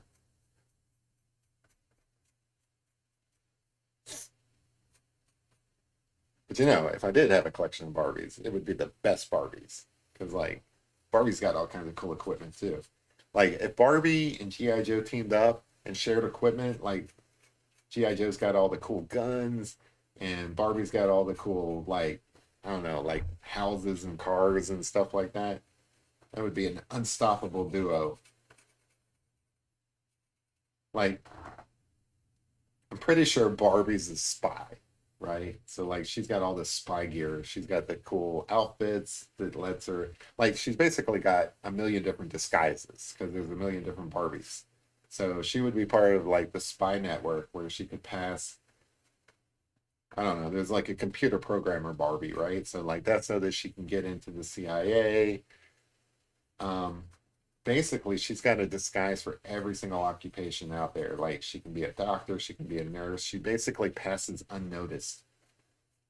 So like Barbie should totally team up with G.I. Joe as a spy. And then you bet I would be a big, huge Barbie fan. Barbie the spy? That would make an awesome TV show.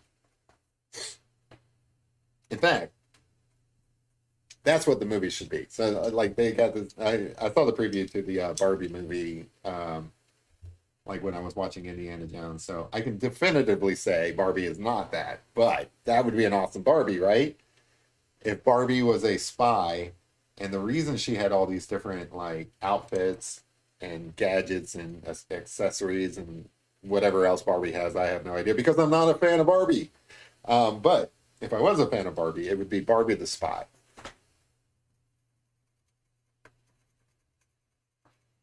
When she's just like going around doing like secret intelligence operations. That'd be awesome. Now that I think about it, why not? She could have a whole spy network. Like Barbie the spy and Kim the spy and exactly Lorraine. Lorraine knows what I'm talking about here. All right, I'll remind you, Mama Q. You can let me know.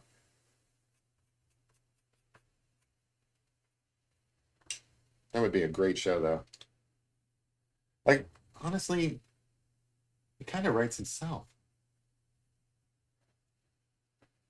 Like it doesn't even like it's such a simple idea that I'm kind of like I don't know in awe of myself for coming up with it because it's kind of like brilliant to be honest with you. I'm not gonna lie. I've come up with some good ideas in the past, but this is the best one. Out of all the ideas I've ever had, this is the best idea I've ever had.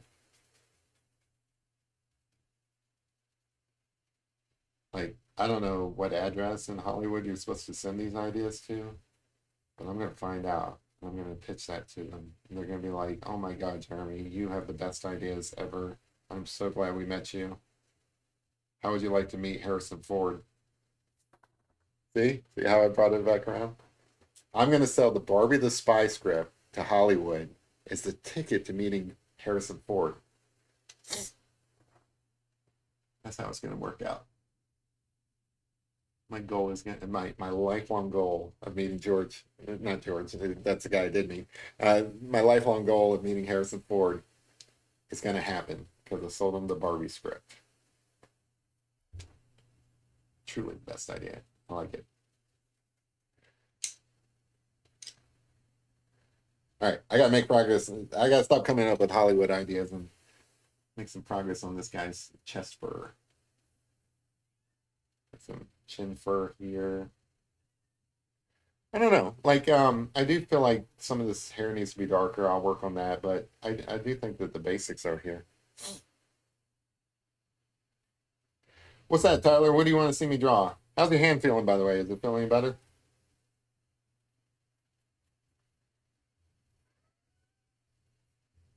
Is that where he lives, Mama Q? Like, I know that um, there's a couple of celebrities who live out there. I mean, it's not like I want to know where he lives because I'm gonna like go to his house or anything like that. But if he invited me, maybe I would go out there. If Harrison Ford sent me an invitation to his house, I would be on a plane tomorrow. Like, screw this, I'm going.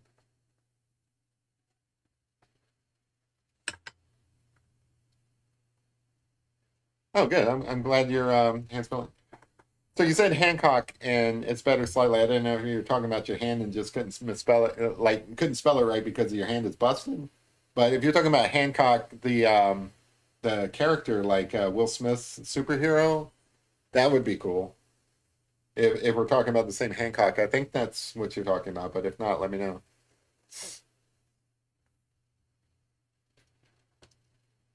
Man, how do I get like?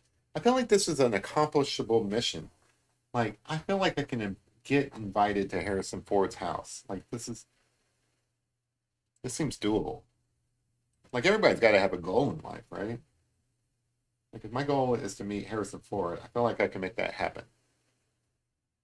Got to follow your dreams, guys.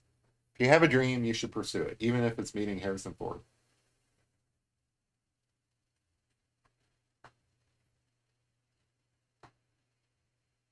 Yeah, Hancock from the. Yeah, I know who you're talking about, Tyler. Yeah, I could draw him.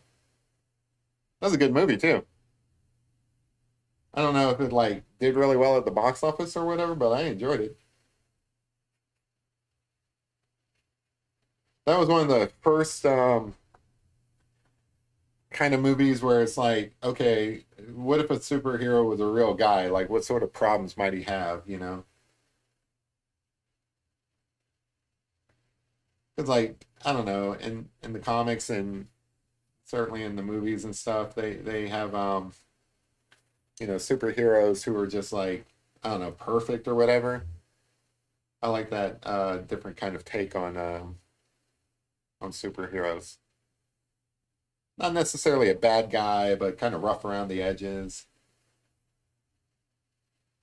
Not really like an anti-hero or anything.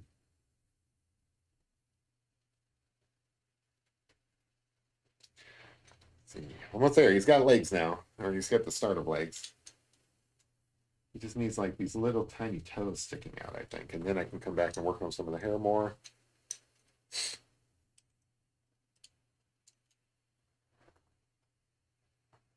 We've got three fingers, three toes, as all creatures should have.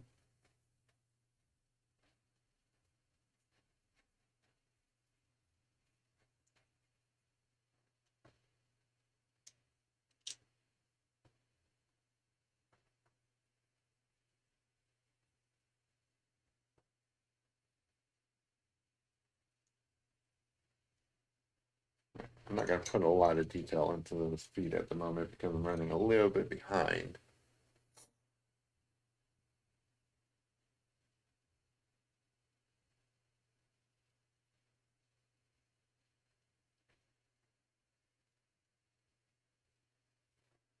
Let's see.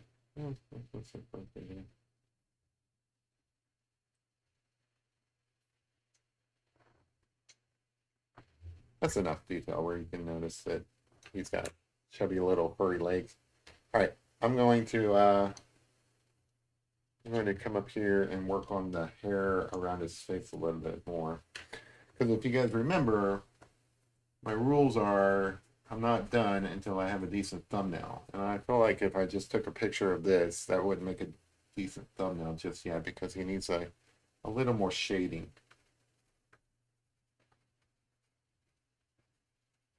Which is easy because like once you get this base layer down,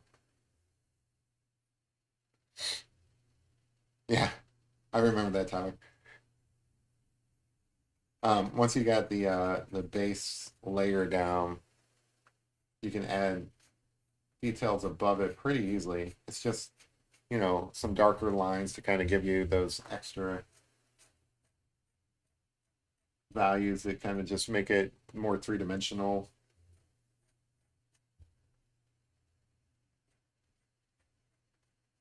You just don't want it to look too faded.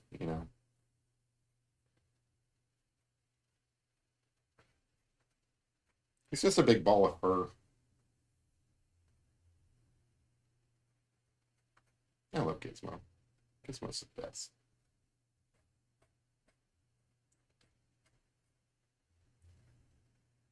Like I don't think I would trade any of my pets for Gizmo. I'm not mean, but I would definitely think about it.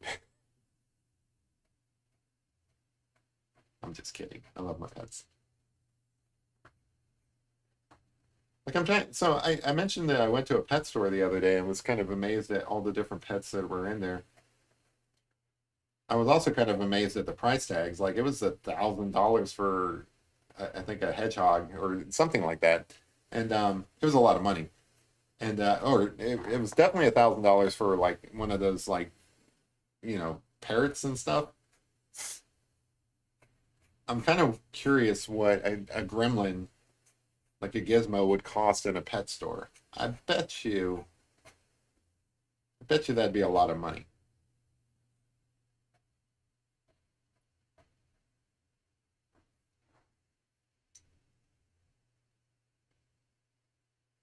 Oh, it's cool. Like I don't know, like technically speaking, I don't think you can have a gremlin as a pet. I think it'd be more like I don't know, like a living companion or something because like they're highly intelligent creatures, at least Gizmo is. So that'd be like having a sibling as a pet, which doesn't work. Um, I think Gizmo would have to be like I don't know, like a family member more. Well, pets are family members too. I don't know. I just I just don't feel like you could own a gremlin. I feel like that'd be messed up because they're super smart and intelligent, and it'd be like owning a little person that just happens to be like I don't know, like 1 foot tall and hairy, like a 1 foot tall hairy person with big ears. Yeah, you can't own a gremlin.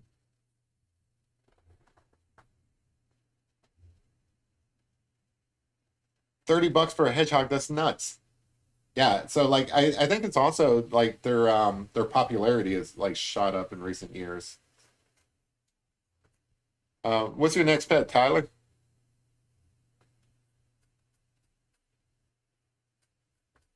So Mogwais can definitely talk because at the end, I don't want to, well, that's a spoiler. I don't care. It came out in the 80s.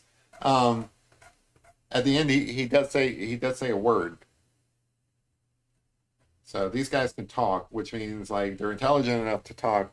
But I don't know. Dogs talk, kind of. They have their own language, but they talk. I don't know. What's the criteria? Like I just feel like it would be bad to own a Mogwai. Like I think it would be more like the Mogwai would have to choose to live with you. Like they've got some sort of autonomy to them.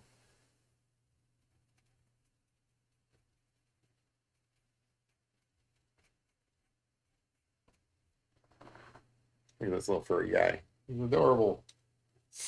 All right. And I want to add a little bit more shadow underneath his mouth. A howler monkey. You can't have a howler monkey. That's an exotic pet that I don't think you're allowed to own, can you? Because if you can, I want one. If you can have a monkey, I guess some people own monkeys. I don't know. It doesn't seem like you can own a monkey. But if you can, I want a howler monkey. Gremlins can operate guns. That's a good point. You don't want a gremlin as a pet just because they might shoot you or eat you. Well, I guess a dog could eat you. Trying to figure out the criteria that makes a good pet. I don't want to be shot by no gremlin.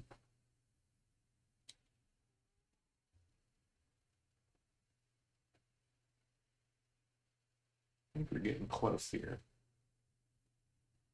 I mean, it's not the most detailed, best picture I've ever done, but I think most of the important things are in there. Let's see. Get a little bit more mouth going here. He's got some teeth that stick through, but I don't think I'm going to bother with those. When I was looking for a reference picture for Gizmo, most of them are like him in shock and awe at what the other gremlins are doing, which I thought was funny, like horrified at what the other gremlins were doing. Like there was very few pictures of him just chilling, being happy, and all that.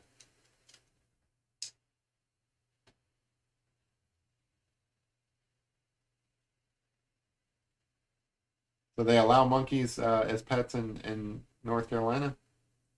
I mean, that might be worth moving. That sounds awesome. I would love to have a monkey. I call my dogs monkeys. I'm like, hey monkey.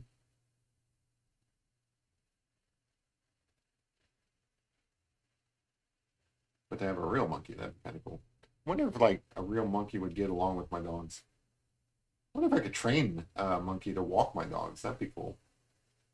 Or like let my dogs out when they need to go to the bathroom or something like that. If I could train a monkey to do the litter box, that would be perfect.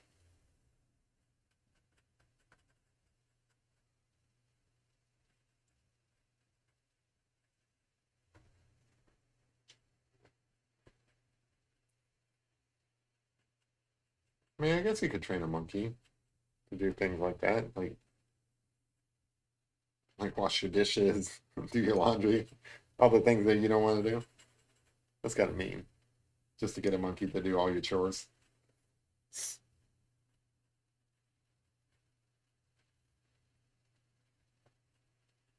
That's pretty cool, Tyler. I would love to have a monkey like that.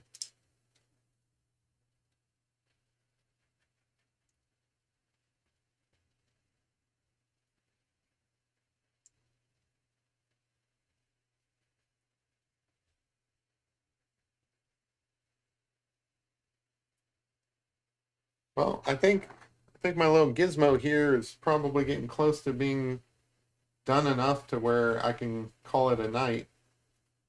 There's probably some more details that I can put into this little guy. And I probably will at some point. But we're already over the 2 hour mark, so I don't want to have to keep you guys on a Friday night. Some of you guys might have actual lives. You want to go out and do stuff. So I think, I mean, yeah, kind of looks like Gizmo.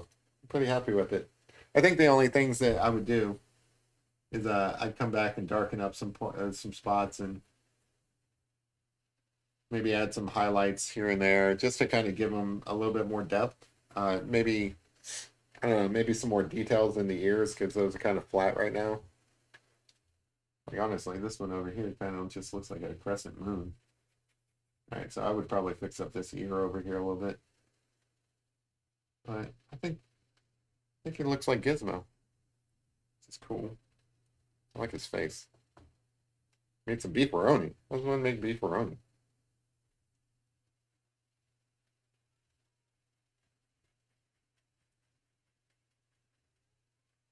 Oh, that's just basically that's kind of like, isn't that like almost like spaghetti but with the macaroni noodles? Or maybe it doesn't have the sauce in it or something. Thank you, kid. Maybe some spots here I can kind of blend in a little bit. But yeah, this is probably good enough. I know my dogs are gonna be wanting to go out here soon. Hey, because I can. Kind of came in at the end there. Sorry, I was about to hop off.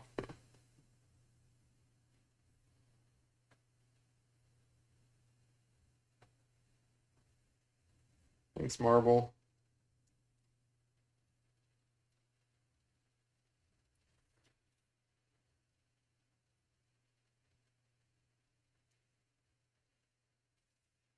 I just want to push his little belly like, ah. He's like what is that? Pillsbury Doughboy. Like you just want to squeeze him. Like I'm trying to remember if my I had a stuffed animal Gizmo, and I'm trying to remember if he had some sort of I don't know, like squeaky part to him. I don't remember. Hey, bear, come to say hi. Let me put you up on the screen here. Say hi to the camera. Say hi to the camera. There you go. Say hi.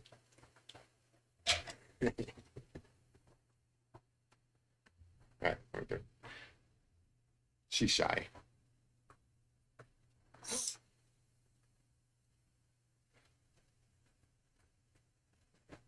All right, so yeah, I think I am gonna call this done. Dog's getting antsy. Probably need to go out. I I hesitate to call it done because I do think there are some spots that I can maybe beef it up. Like this looks a little faded compared to this side. I really think that this should be cast in shadow a little bit more. So I'm gonna work on that. And yeah, Bear says hi by the way. Bear loves you guys. She's just really shy. Yeah, so there's some spots that I'm gonna darken up and so on. But I think this is good to call it. So put my pencils down, call it done. So yeah, Gizmo. I love Gizmo. And I'm glad that you guys are familiar with Gizmo because that would have been super awkward if I was just drawing this weird creature that nobody knew about. I know that, Gizmo isn't like the Gremlins movies, I think, are making a resurgence. But, I've talked to some kids that don't even know what Gremlins are. So I'm glad that you guys do, and I appreciate it. All right, chill out, dog. I'm almost done. All right, so I do need to get going because of my dog, but again, I want to thank you guys for hanging out with me. I appreciate it. I hope that you guys have a great weekend. Oh, hey, cool. It looks like because I can't got the gorilla accent. That's awesome. Bear, say hi to the camera. Over here, say hi to the camera. She's not gonna do it. Anyway, I appreciate you guys hanging out with me. And I hope you guys have a great weekend. And I guess I'll probably see you guys on Tuesday. Oh, and I am still wearing the Team Olivia t-shirt. Artist friend of mine. She's not feeling real well. I put the Instagram link in the description. So if you guys want to go and check out her art over on Instagram and tell her I said hi, that'd be awesome. But in short of that, just send her some well wishes and hopefully she'll recover soon. But in the meantime, you guys have a great weekend. I'll see you guys next week and have a good one. Bye.